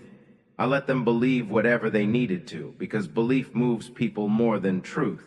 I watched them argue among themselves about what I might do. I had already won, because while they debated possibilities, I conserved energy. I didn't speak. And yet they listened. They listened to absence, to restraint, to the space I controlled by refusing to fill it. They mistook silence for calculation. Sometimes it was, sometimes it was simply peace. But they could never tell the difference, and not knowing kept them cautious. Caution slowed them down while I moved freely. I wasn't aggressive, I wasn't passive, I was inevitable, like gravity. You don't negotiate with gravity, you adapt to it. That's what they did. They adapted to my quiet. Meetings ended quicker, decisions became cleaner, people prepared more because they knew if I spoke it would matter. So they worked harder to make sure I wouldn't have to. That's leadership without language. Influence without instruction. Dominance without display. Kings who speak last, or not at all. I thought back to who I used to be, explaining myself, defending intentions, chasing understanding. I smiled internally. Understanding is overrated, respect is earned through boundaries, and silence is the strongest boundary there is. I had stopped needing to be liked, and in doing so became impossible to ignore. I didn't speak, and yet they listened.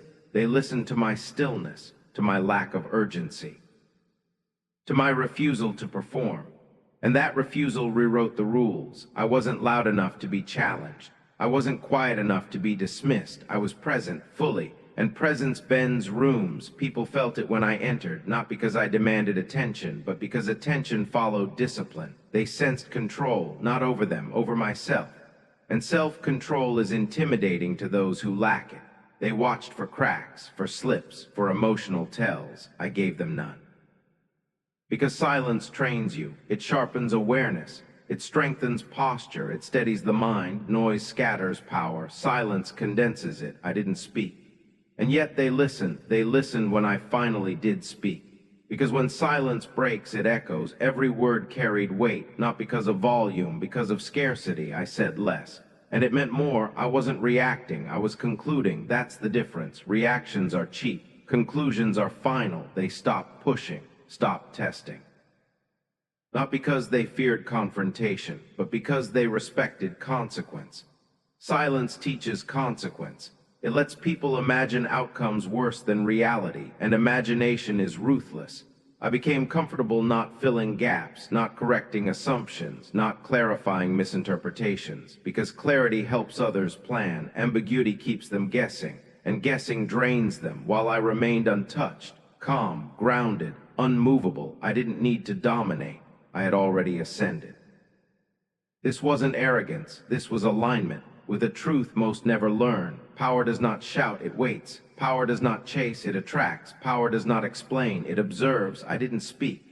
And yet they listened, because silence had become my signature, my presence, my statement, my restraint, my authority. I no longer needed to prove strength. I had become it. And once you reach that point, once silence commands the room, you don't go back. You don't need to. Because the loud will always reveal themselves. And the quiet decide the outcome without saying a word. They fear what they can't read. Mystery as a weapon. There is a reason they fear what they can't understand. Not because it threatens them directly, but because it refuses to explain itself. I learned this slowly, painfully. Back when I thought clarity was mercy. Back when I believed if I just explained enough, showed enough, proved enough, they would stop misjudging me. I was wrong. Humans don't fear threats the most. They fear uncertainty. A threat has shape, edges, a direction. Uncertainty has none. It leaks into every thought. It turns imagination against itself. And imagination is far more violent than reality. That's when I stopped correcting assumptions, stopped clarifying intentions. Stop chasing accurate perception, because perception is not controlled by truth. It's controlled by silence. I watched what happened when I withheld information. When I answered questions with calm pauses, when I let statements hang unfinished. Their minds filled the gaps, and they never filled them kindly. People project their own fears onto blank spaces. You don't need to scare them. They will do it for you. I said less. And they imagined more. I watched it happen. The way eyes lingered longer than necessary. The way conversations stopped when I entered. The way whispers followed me out of rooms. I hadn't threatened anyone. I hadn't acted. I hadn't even reacted. And yet they were uneasy, because mystery is a mirror. And most people don't like what they see reflected back. They wanted to read me, categorize me, predict me. Humans are desperate for patterns. Patterns make them feel safe. So when you remove the pattern, when you deny them access, they panic. I became unreadable on purpose. Neutral expressions, measured responses, controlled timing, not cold, precise. Precision terrifies those who rely on chaos. They started asking others about me. What do you think he wants? What's his angle? Is he planning something? I smiled internally, because I wasn't planning anything, but they were. They were planning around me, adjusting to me, second-guessing themselves. Mystery shifts power without confrontation. I didn't have to assert dominance. I let uncertainty do the work. I let them assume, let them guess, let them doubt. Doubt is corrosive. It eats away at confidence, at unity, at clarity. While they were doubting, I was steady. While they were imagining worst-case scenarios, I was calm. They created their own nightmares and blamed me for them. That's the beauty of silence. It's innocent. It says nothing, does nothing, but it becomes whatever they fear most. I noticed how differently they treated me, carefully, politely. As if one wrong word might trigger something unseen, they were negotiating with shadows, with possibilities, with stories they invented themselves, and every story made me larger. Or dangerous, more powerful. Without me lifting a finger, that's when it hit me. Words limit you. Silence expands you. The moment you speak, you define yourself, and definition is containment. When you stay quiet, you stay infinite. They can't measure you, can't prepare for you, can't predict you. And what can't be predicted can't be controlled. I watch confident people become cautious. Aggressive people soften, manipulators hesitate, because manipulation requires data, reactions, emotions, tells. I gave them none. I became a blank screen, and they projected everything onto it. Their insecurities, their paranoia, their guilt. They wondered if I knew something they didn't, if I had leverage, if I was waiting for the right moment. Sometimes they even confessed preemptively, explaining themselves without being asked, justifying actions I never questioned. They told on themselves because silence feels like judgment. Even when it is, I let them fill the space. I let them reveal themselves. And every revelation made them weaker, while I remained unchanged, unexposed, uncommitted. That psychological warfare, not attacking, not defending, simply withholding. I didn't deny accusations, I didn't confirm rumors. I let stories circulate, contradict, mutate, because inconsistency erodes trust, not in me, in each other. They started doubting their own interpretations. What if we're wrong about him? What if we underestimated him? What if he's already 10 steps ahead? The truth didn't matter. What mattered was that they couldn't be sure. Certainty gives courage, uncertainty breeds caution, and caution slows people down. I moved freely through their hesitation, through their overthinking, through their fear of making the wrong move. Mystery gave me space, space to observe, space to choose, space to act only when it mattered. I no longer explained my silence, because explanations dissolve mystery. And mystery was now my weapon, a silent one, invisible, untraceable. They couldn't accuse me of anything concrete. Only vibes, only feelings, only impressions. And impressions are untouchable. You can't fight what you can't name. They tried to provoke me, to get a reaction, a crack, anything to read. I didn't give it to them. I remained consistent, calm, measured. And consistency without explanation is terrifying because it suggests control. Control over emotion, over impulse, over outcome. They feared I was always prepared, always calculating. Even when I was, and that fear made them careful around me. Careful people make mistakes slower, but they still make them. While I waited, watching, learning, storing everything, silence sharpened my awareness. When you're not busy talking, you see everything. Micro-expressions, shifts in tone, unspoken alliances. Fear has a smell, and they were drenched in it. They feared what they couldn't read, because reading gives the illusion of power, and I denied them that illusion. I became a locked door, no handle. No keyhole, just a surface they couldn't get through. They knocked anyway. Indirectly, subtly, fishing for information. I gave them nothing, not because I was hiding, but because I didn't owe access. Access is privilege, and they had done nothing to earn it. I realized something crucial. The more you explain yourself, the more people believe they're entitled to you. Your thoughts, your motives, your inner world. I revoked that entitlement completely. I stopped participating in the economy of disclosure. I stopped trading vulnerability for acceptance. I kept my cards close. And suddenly the game shifted. They played slower, more cautiously, because the unknown sat across from them, watching, listening, unmoved. Their imagination did more damage than my words ever could. They imagined retaliation, brilliance, schemes, depths that may or may not have existed. And they treated me accordingly, with respect, with distance, with unease. I had become a variable, and variables destabilize systems. They tried to define me externally. Labels, stories, none of them stuck because I never confirmed or denied. I let ambiguity reign, and ambiguity gave me freedom. I was no longer boxed, no longer predictable, no longer accessible. I was present but unavailable, visible but unreadable. That balance is rare, and rarity attracts attention, but it also commands caution. They didn't know how far to push, so they didn't. They didn't know what I'd tolerate, so they assumed little. Assumptions kept them in check. I didn't need to threat. Silence implied everything. I became comfortable being misunderstood because misunderstanding protected me. Clarity would have exposed me, mystery shielded me. I stopped correcting narratives, stopped defending my character, because reputation built on silence is harder to attack. There's nothing solid to hit, only fog, and people fear fog because anything could be inside it. I watched as they grew tired, tired of guessing, tired of overthinking, tired of trying to read me.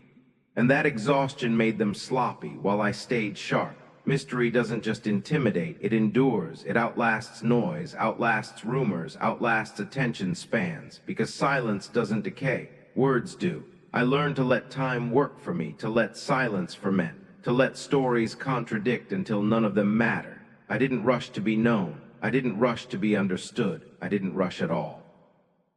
Because haste belongs to the uncertain, and I was no longer uncertain. I knew exactly what I was doing. I was letting them defeat themselves with their thoughts, their fears, their imagination. I didn't speak, and they heard everything. They heard danger. They heard intention. They heard power, all of it invented, all of it effective. Mystery had become my weapon, not loud, not flashy, but devastating. Because once people fear what they can't read, they start moving around you, not against you. And that is dominance without conflict. Control without confrontation. Victory without noise. I didn't need to say a word. They wrote the story themselves. And they made me the thing they feared most. The unknown, cutting emotional ties. I owe them no explanation. There comes a moment when you realize you've been carrying weight that was never yours to hold. Not responsibility, not duty, expectation.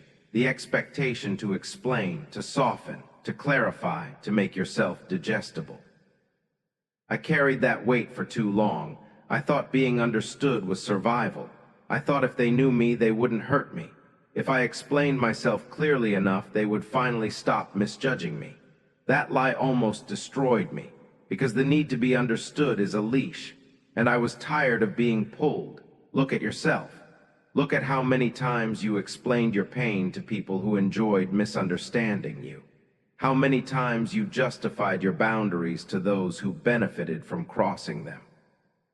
How many times you broke your own silence just to be palatable, just to be accepted, just to be spared, and ask yourself, did it ever save you? No, it only taught them where you were soft, where you would bend, where you would bleed, so I stopped. Not dramatically, not with an announcement, I simply withdrew. I stopped translating myself into languages they never intended to learn. I stopped clarifying intentions to people committed to misinterpretation. I stopped proving my innocence to those who needed me guilty. And the silence that followed, it was terrifying at first, because silence reveals something brutal. It shows you how addicted you were to approval, how deeply you feared being alone with your own certainty, how much of your identity was built on reflection, on reaction, on being seen. When I cut emotional ties, there was no applause, no validation, just quiet. And in that quiet, I met the part of myself that didn't need permission. That didn't need agreement. That didn't need to be liked. Solitude became a mirror, and the reflection was stronger than any version shaped by others. I realized something painful. Most people don't want to understand you. They want access. Access to your emotions, your explanations, your energy. Understanding is work. Access is entitlement, and I revoked it completely. I stopped answering questions that were never asked in good faith. I stopped explaining decisions to people unaffected by the consequences. I stopped defending silence to those threatened by it. I did not explain myself anymore, and that was not cruelty. That was clarity, because explanations invite debate, and my existence is not a debate. Understanding is a privilege, not a right, and privileges can be revoked. When I stopped explaining, something shifted, not externally. Internally, I felt the chains fall away. The constant mental rehearsal of conversations that never happened. The imagined arguments, the anticipated misunderstandings, gone. I no longer rehearsed my truth for an audience that had already left. I kept my truth for myself, and it was enough. People noticed the change. They always do. They felt the distance. They felt the withdrawal, and some of them panicked. They called it cold, arrogant, detached. Let them. Labels are what people use when they lose access. They accused me of changing. As if growth requires permission. As if survival needs approval. I didn't argue, I didn't correct them, because defending your evolution is another form of explaining. And I was done. You see, emotional independence isn't about pushing everyone away. It's about choosing who gets close. It's about deciding who deserves to hear your inner voice, who gets to see behind the armor most don't. And that's not bitterness, that's discernment. I stopped mistaking familiarity for loyalty. Stopped confusing history with trust. Stopped assuming proximity meant respect. I chose solitude over self-betrayal. And solitude didn't weaken me, it sharpened me. In solitude, I didn't have to perform, didn't have to soften my edges, didn't have to explain pauses or justify boundaries. I existed as I was, unfiltered, untranslated, and that freedom, it was intoxicating. Because when you owe no explanations, you owe no emotional labor. You stop carrying other people's discomfort. You stop managing their reactions. You stop adjusting your truth to preserve their illusion. That's when power returns, quietly. I noticed how much energy I regained, how calm replaced anxiety, how decisiveness replaced doubt. I no longer asked, "How will this look?" I asked, "Is this a line?" That question changed everything. Some people drifted away. Others tried to pull me back with guilt, with nostalgia, with obligation. I didn't bite because guilt is a hook, and I had learned to swim past it. I let connections dissolve naturally. No confrontation, no drama, just distance, just detachment, just peace. And in that space I rebuilt my identity, not as someone trying to be understood, but as someone certain of themselves without witnesses. That certainty is dangerous because it doesn't ask, it doesn't chase, it doesn't bend. People feel it. They sense the shift. They realize you no longer need them to validate your existence, and that terrifies those who thrived on your need. I watched how dynamics changed, how conversations short, how manipulations failed, because manipulation requires emotional hooks, and I had removed mine. I was no longer reactive, no longer defensive, no longer available. I became selective, and selectivity is power. I no longer explained my absence. I let it speak for itself. I no longer justified my silence. I let it stand. I no longer softened my no. I let it cut clean, because a clean cut heals faster. I understood something crucial. You don't owe closure to people who thrived on confusion. You don't owe access to those who disrespected your boundaries. You don't owe explanations to anyone committed to misunderstanding you. Your life is not a courtroom. Your heart is not evidence. Your silence is not guilt. It is sovereignty. I stood firm in that truth, and with every day I felt lighter, stronger, more myself than I had ever been. The version of me that needed to be understood was gone. Burned away, in its place stood someone else. Someone unmoved by judgment, unshaken by assumptions, unbothered by opinions that didn't pay the cost of entry. I became my own witness, my own validation, my own authority. And that's when I knew this was irreversible. I could never go back to begging for comprehension, to explaining my wounds to those who caused them, to shrinking so others could stay comfortable. That era was dead, and I didn't mourn it. Because what replaced it was something far more dangerous. Freedom, cold, clean, unapologetic. I do not explain myself anymore, not because I am hiding, but because I am complete. Understanding is a privilege, and privileges are earned. I walk alone now, not isolated, not bitter, but sovereign. My silence is not emptiness. It is ownership, ownership of my time, my energy, my truth. And if they don't understand me, good, mystery keeps me free, distance keeps me strong. And silence keeps me untouchable. I owe them nothing. No words, no clarity, no emotional labor, only this, my absence, and that will have to be enough.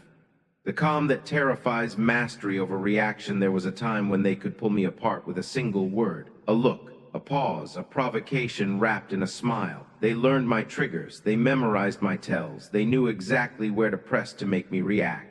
And I did, I flinched, I explained, I defended, I burned. I mistook emotion for honesty and chaos for passion. That was before I understood the most dangerous truth of all. Reaction is permission, and I had been giving it away for free. Look at yourself. Look at how many times your anger gave them control, how many times your sadness fed their appetite, how many times your need to be seen made you predictable. Predictability is weakness, not because it makes you wrong, but because it makes you readable, and anything that can be read can be played.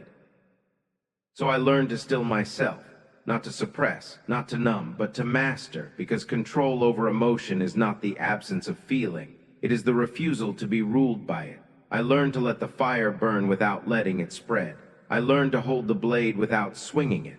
I learned to stand still while chaos screamed for attention. And that calm terrified them. You see, unstable minds need movement. They need noise, reaction, proof they still matter. They thrive on ripples. So when I gave them none, they unraveled. My stillness became an insult. My composure became a threat. They mistook silence for weakness. They always do, because they cannot imagine strength that doesn't announce itself. But power does not shout. Power waits. An unmoving blade cuts deeper than a wild swing. A frozen flame burns longer than a flash fire. A predator at rest is still a predator. Stillness is not surrender. It is restraint. And restraint is dominance refined. I stopped reacting. Not because I didn't feel, but because I felt everything and chose control. I let insults fall to the ground unanswered. I let accusations hang in the air. I let provocations rot in the silence they deserved. And something strange happened. They grew louder, desperate. They repeated themselves, escalated. Because when chaos meets calm, chaos panics. It has no reflection, no echo, no proof of impact, so it thrashes. That's when I knew I had won. Not with words, not with force, but with composure. My calm was not peace, it was precision. I watched their emotions betray them. Anger exposed intent. Frustration revealed insecurity. Fear leaked through bravado. And all the while I remained still. I did not mirror, I did not match. I observed, because observation is leverage. When you don't react, you see clearly. You notice patterns. You recognize weakness before it recognizes itself. Stillness sharpens perception. Emotion clouds it. I became cold, not cruel. Collected, not detached. Calm, not passive. There is a difference. Cold composure is not emptiness. It is discipline. It is the choice to decide later, to strike only when necessary, to speak only when it matters, to move only with intent. They tried to provoke me into slipping. They tried to bait a response. They tried to remind me of who I used to be. But that version was dead, buried beneath control. I had learned the ultimate insult is indifference, not dismissive, not arrogant. Indifferent. Because indifference says you no longer have power here, and that terrifies those who survive on reaction. They began projecting, calling me cold, unfeeling, arrogant. Let them. Those labels are confessions. They reveal what they can't handle. They fear what doesn't move when pushed. They fear what doesn't flinch. They fear the one who cannot be rattled, because if they cannot control your emotions, they cannot control you. And control is all they ever wanted, so I took it back, one breath at a time. I learned to pause, to let moments stretch, to respond when ready or not at all. That pause, it became unbearable for them. Silence invites self-exposure. In silence, they fill the void. They over-explain, overreact, overreach. They reveal more than any interrogation ever could, all while I stood still. An unmoving blade, I felt the power settle in. Not loud, not dramatic, solid like gravity. I no longer chased resolution. I let discomfort do the work. I no longer defended my intentions. I let outcomes speak. I no longer needed to win arguments. I let composure win wars, because wars are not won by the loudest voice. They are won by the calmest mind. Emotion is fuel. Control is direction. Without direction, fuel only burns itself out. I watched them spiral, trying to elicit something from me. Anything, anger, hurt, engagement, they got none. And that absence drove them mad, because calm does not negotiate, it does not plead. It does not justify, it simply exists. Unbothered, unmoved, unchallenged, I became aware of something else. My calm was contagious, not to them, to me. The more I practiced restraint, the stronger I felt, the steadier, the clearer. I wasn't drained anymore, I wasn't replaying conversations in my head. I wasn't strategizing emotional survival. I was free, because mastery over reaction is freedom. You stop being yanked by every stimulus. You stop living in response mode. You begin living by design.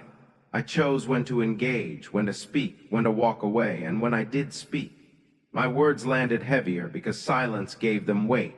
A voice heard rarely is listened to closely. A blade drawn sparingly is feared. I didn't need to dominate. I simply needed to remain composed. Dominance followed naturally. They adjusted around me, lowered their tone, chose their words carefully, because calm sets the temperature. Chaos adapts or collapses, and most collapse. I saw it in their eyes, that moment of uncertainty, of doubt, of realization they could not move me, and that made them small, not because I diminished them, but because they measured themselves against stillness, and found no grip. Stillness is not emptiness. It is control condensed. It is power refusing to leak. It is the calm that terrifies. I stand now unreactive, not numb, aware, present, in command. My emotions serve me. They do not command me. I feel anger and choose restraint. I feel pain and choose silence. I feel temptation and choose discipline. That choice is supremacy. Because when you master reaction, nothing owns you, no insult, no manipulation, no chaos. You become untouchable, not because nothing can hurt you, but because nothing can move you without permission. And I give permission to no one. I am the predator at rest, watching, waiting, not tense, not hungry, just aware. My calm is not an invitation. It is a warning. I do not react, I decide. And that is the calm that terrifies. Let them talk. Noise is proof of weakness. They always talk. When they feel threatened, when they feel exposed, when they feel smaller than they pretend to be, they talk. They fill the air with words the way frightened men fill darkness with noise, hoping the sound alone will scare away the truth.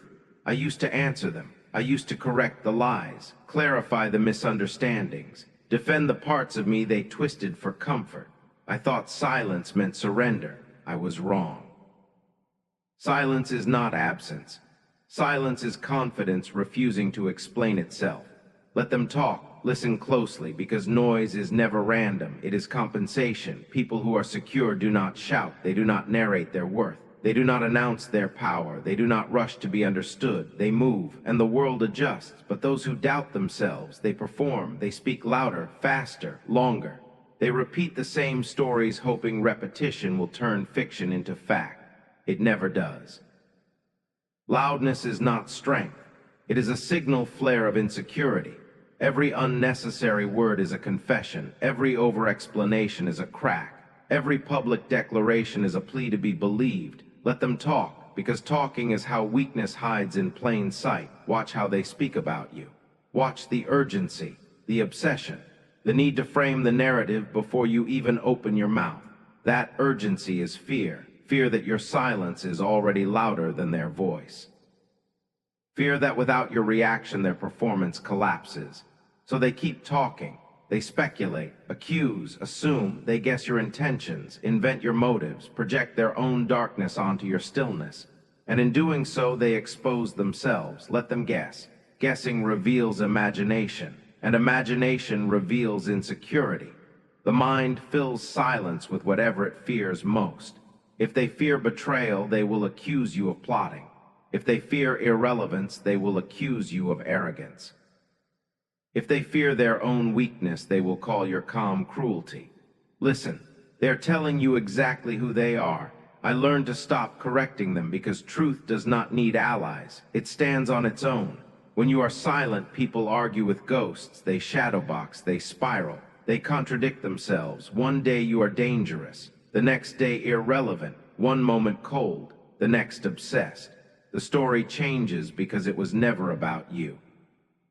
It was about them trying to regain control over something they cannot read. Silence removes their leverage. Noise is leverage begging to exist. Let them expose themselves, because every word they add tightens the noose of their own credibility. They think talking protects them. It doesn't. It reveals desperation. You see it in the forced laughter, the rehearsed confidence, the need to be seen agreeing with themselves. Strong people don't need witnesses. Weak people collect them. I stopped engaging, not out of spite. Out of clarity. Engagement validates the performance. Silence ends it. When you don't respond, they feel naked.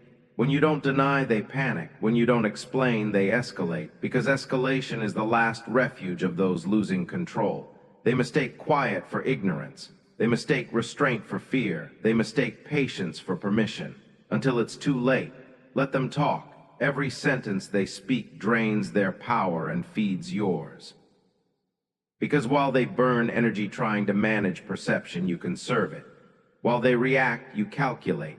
While they shout, you sharpen. Silence is efficient, noise is expensive, and those who cannot afford power waste it on sound. I learned something crucial. People don't talk when they're winning. They talk when they're trying to convince themselves they still matter. Silence doesn't need to convince. It simply exists, untouched, unmoved, unchallenged. Let them build narratives. Let them spread rumors. Let them debate your intentions in rooms you no longer enter. Because absence is authority. When you are not present yet still discussed, you've already won. They orbit you while pretending you don't matter. That contradiction is delicious. Silence turns you into a mirror. They speak and only see themselves, their envy, their resentment, their fear. They reveal more than you ever could with words. I don't correct lies anymore. I let time do it. Time is ruthless to noise. Truth survives quietly. Noise burns out every time. They ask, why doesn't he respond? Because response implies equality, and I am not here to debate my worth. Understanding is not a right, it is a privilege, and privileges are revoked when abused. Let them talk, let them guess, let them expose themselves. I am not silent because I am weak. I am silent because I am finished explaining.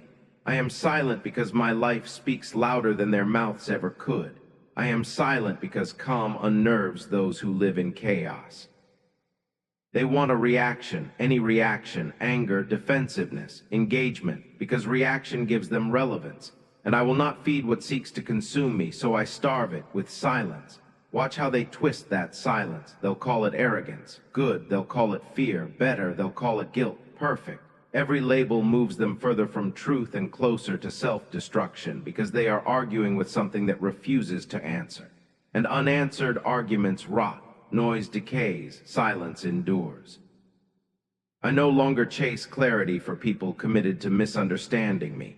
I no longer offer access to those who abuse it. I no longer explain my evolution to those who benefited from my confusion. Growth is quiet. Power is quiet. Confidence is quiet. Only insecurity screams. Let them talk. While they talk, I build. While they speculate, I execute. While they gossip, I ascend. And when they finally stop talking, when the noise fades, when the room grows quiet, they will realize something too late. Silence didn't mean I was gone. It meant I was above the noise the entire time, still, watching, unmoved. Let them talk. History remembers the quiet ones who acted, not the loud ones who needed to be heard. The new code, how the quiet moved differently. There was a time I lived without rules. I spoke when I felt. I explained when questioned. I reacted when provoked. That version of me was accessible, readable, predictable, and predictable men are easy to manage. That life is over. What stands here now moves by a different code, not written, not announced, not explained. A code learned through pain, refined through loss, forged through silence. Listen carefully, because this is not advice.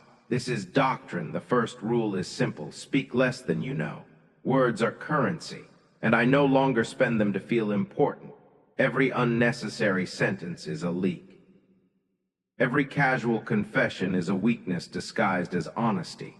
I learned that people don't listen to understand.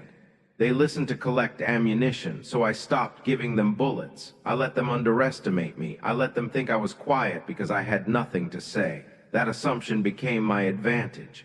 When you speak less than you know, your presence grows heavier. People lean in.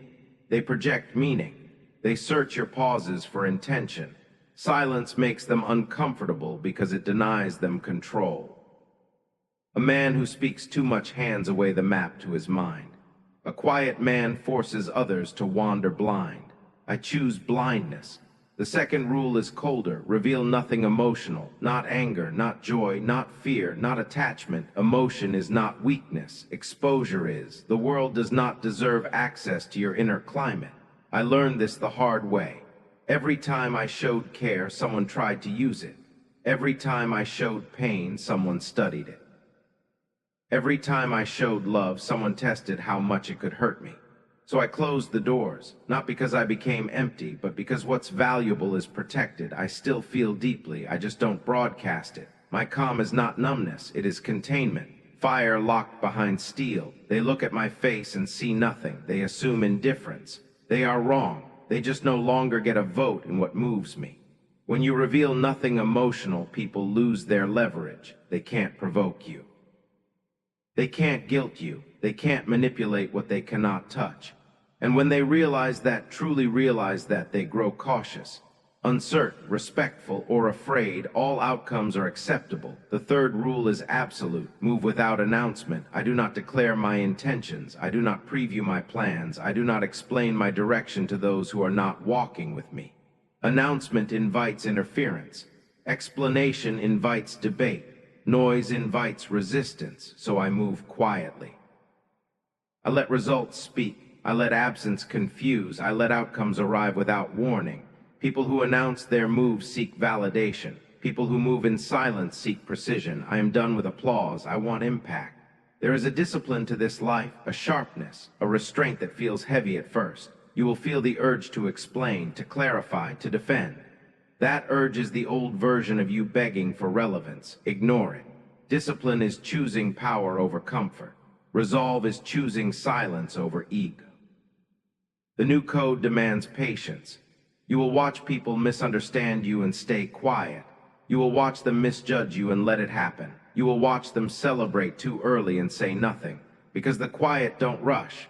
They observe, they wait, they calculate. They know timing is a weapon. I no longer correct assumptions. Assumptions are traps people set for themselves. I simply move accordingly.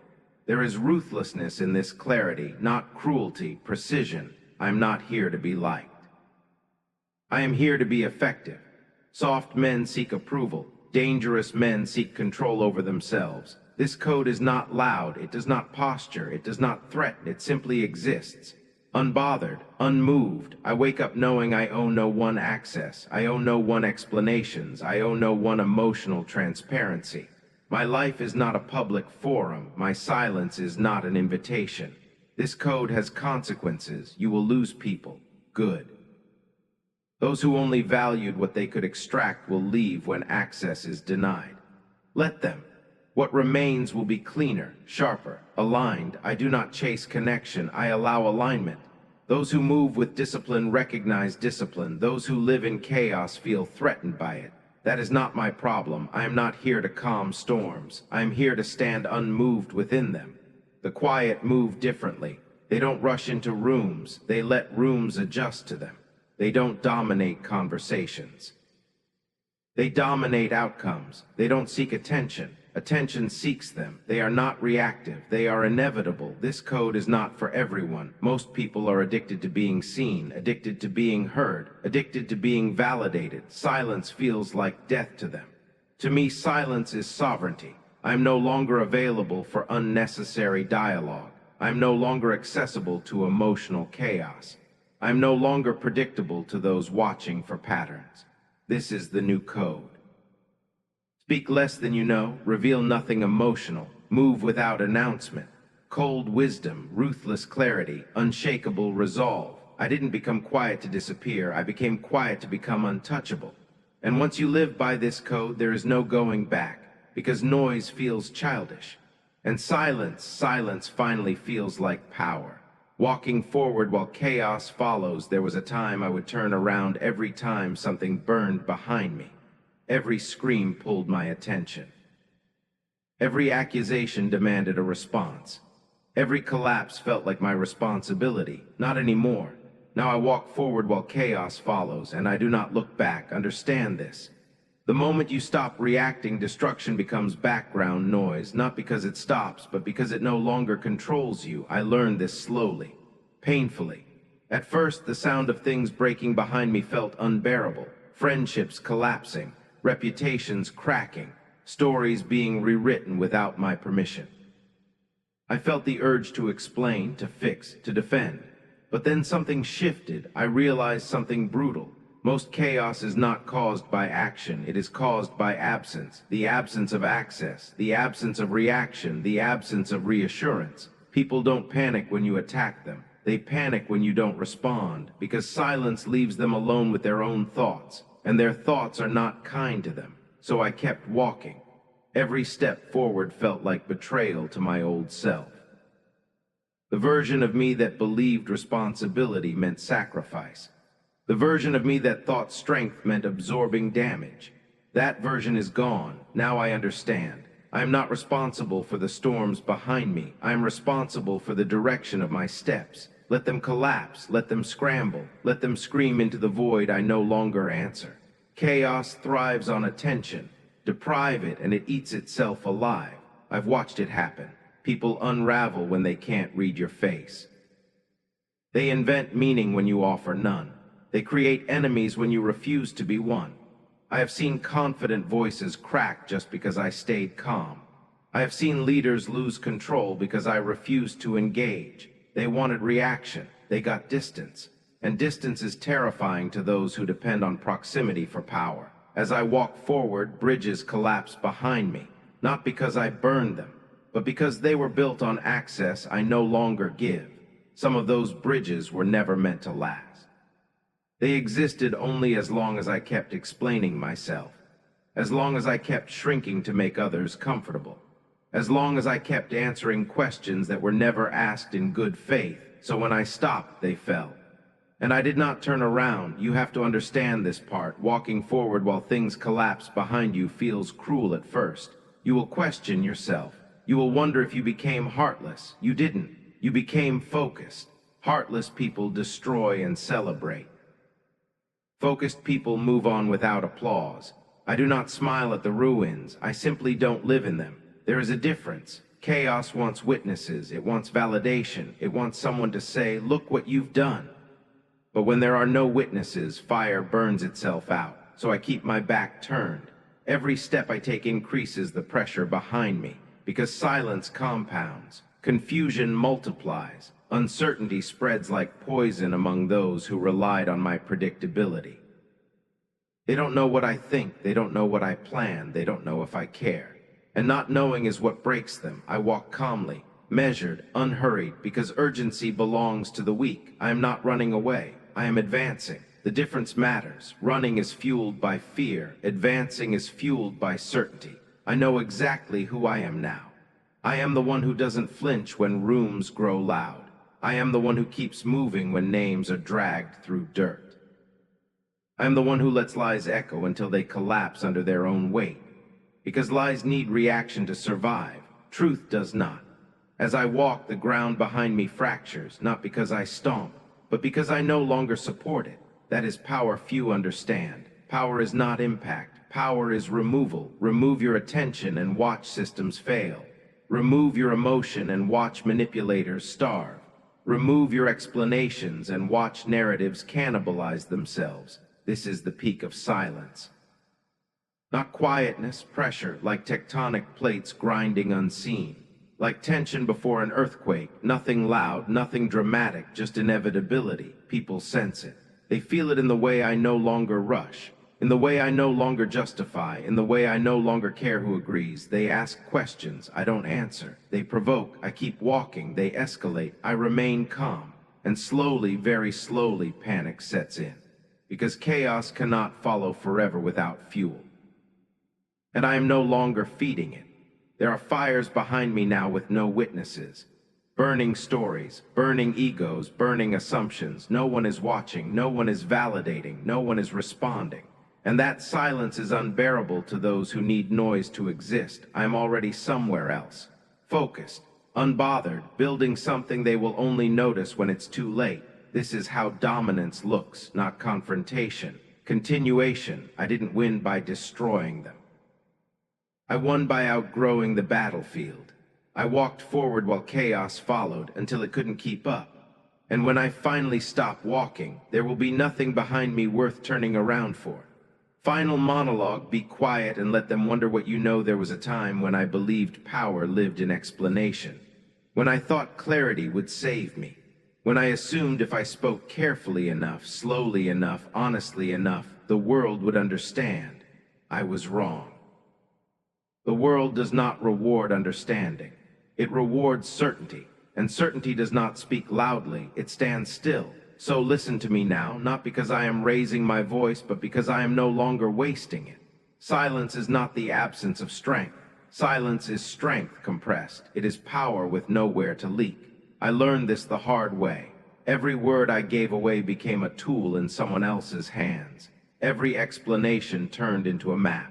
Every confession became leverage. They didn't listen to learn. They listened to extract. They didn't hear truth. They measured weakness, so I stopped giving them sound, and something incredible happened. They began to fall apart. Understand this. Human minds are not afraid of threats. They are afraid of uncertainty. A threat has edges. A threat has rules. A threat can be prepared for, but uncertainty rots from the inside, so I became quiet, not shy, not passive, not afraid. Quiet. And in that quiet, they started inventing stories. Let them talk. They filled the silence with their own fears. They projected intentions I never claimed. They imagined plans I never confirmed. And their imagination did more damage than my words ever could. Let them guess, because guessing reveals more about them than speaking ever reveals about me. They guessed my motives. They guessed my limits. They guessed my next move. And they guessed wrong, over and over again. Let them break. Because nothing fractures faster than a mind forced to fill silence on its own. I stood still.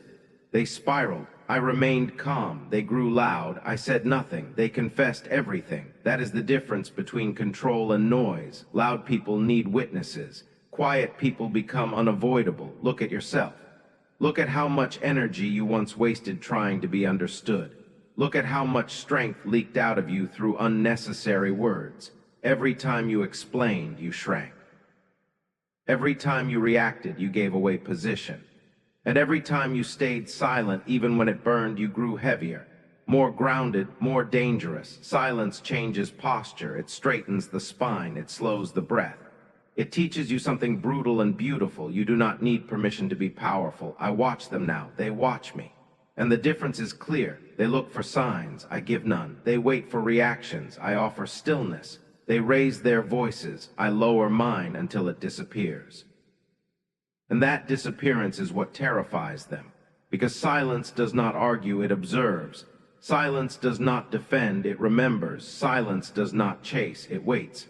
Let them talk. Talking is a leak. Talking is pressure escaping. They talk because they are unsure. They talk because they need agreement. They talk because they are trying to convince themselves. I don't need to convince anyone. I already know. Let them guess. Guessing is weakness disguised as curiosity. Guessing is the mind admitting it lacks control. They guess what I know. They guess what I've seen. They guess what I'm planning. And with every guess, they expose the limits of their own thinking.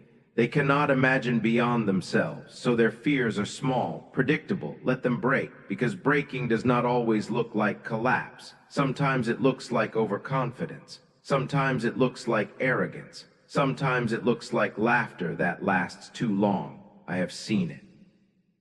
People unravel when they can't read you. They overcompensate, they overreach, they overstep, all while believing they are in control. That is the elegance of silence. It does not push, it invites mistakes. I did not threaten them, I did not warn them, I did not explain myself, I removed access. And in that vacuum, they destroyed themselves. This is what dominance actually looks like. Not rage, not violence, not spectacle. Dominance is composure in a world addicted to reaction. Dominance is knowing you don't have to respond to every voice that calls your name. Dominance is walking forward while chaos follows and refusing to turn around. They want acknowledgement, they want confirmation, they want proof they matter. Silence denies them all of it. And denial is devastating. I became the one thing they couldn't influence. I didn't speak. And yet they listened. They listened to the gaps. They listened to the pauses. They listened to the absence. And in that absence, they heard their own doubt. Their own fear, their own instability. My silence became their interrogation. They answered questions I never asked. They justified actions I never accused. They revealed intentions I never confronted. I stood unmoved. because stillness is a mirror, and most people do not like what they see when no one interrupts them. Let them talk, let them guess, let them break. I have nothing to prove. Proof is for those still seeking validation. I am past that. I do not explain myself anymore. Understanding is a privilege, not a right. And access is earned, not demanded. I choose when I speak now. I choose what I reveal. I choose who hears me. That choice alone separates me from the noise. I am not mysterious because I am hiding. I am quiet because I am finished explaining. There is a difference. You feel it when you walk into a room and the energy shifts. You feel it when people lower their voices without being asked. You feel it when eyes follow you not with curiosity, but with caution. That is not fear, that is recognition. Recognition that you are no longer reactive, no longer readable, no longer controllable. I did not become this way overnight. I paid for this calm with pain. I earned this silence with restraint.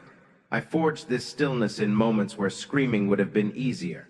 But easy paths do not lead to power. They lead to exposure. So I chose the harder road, the quiet one, the one where you swallow words and let time speak for you. The one where you stop auditioning for approval. The one where you let outcomes be your only statement. And now when I finally speak, people lean in. Because silence taught them my words are rare. And rarity commands attention. I said nothing, and that was enough. My silence was the weapon, not because it hurt them directly, but because it forced them to confront themselves. And most people are not strong enough to survive that encounter. So now be quiet, not because you are weak, but because you are dangerous when focused. Let them wonder what you know. Let them wonder what you've seen. Let them wonder why you're no longer reacting, because wondering keeps them awake at night. Wondering fractures confidence. Wondering creates distance, and distance creates dominance. You do not need to announce your strength. You do not need to justify your growth. You do not need to explain your silence. Your calm will do that for you. I said nothing, and that was enough. My silence was the weapon. Now let them wonder,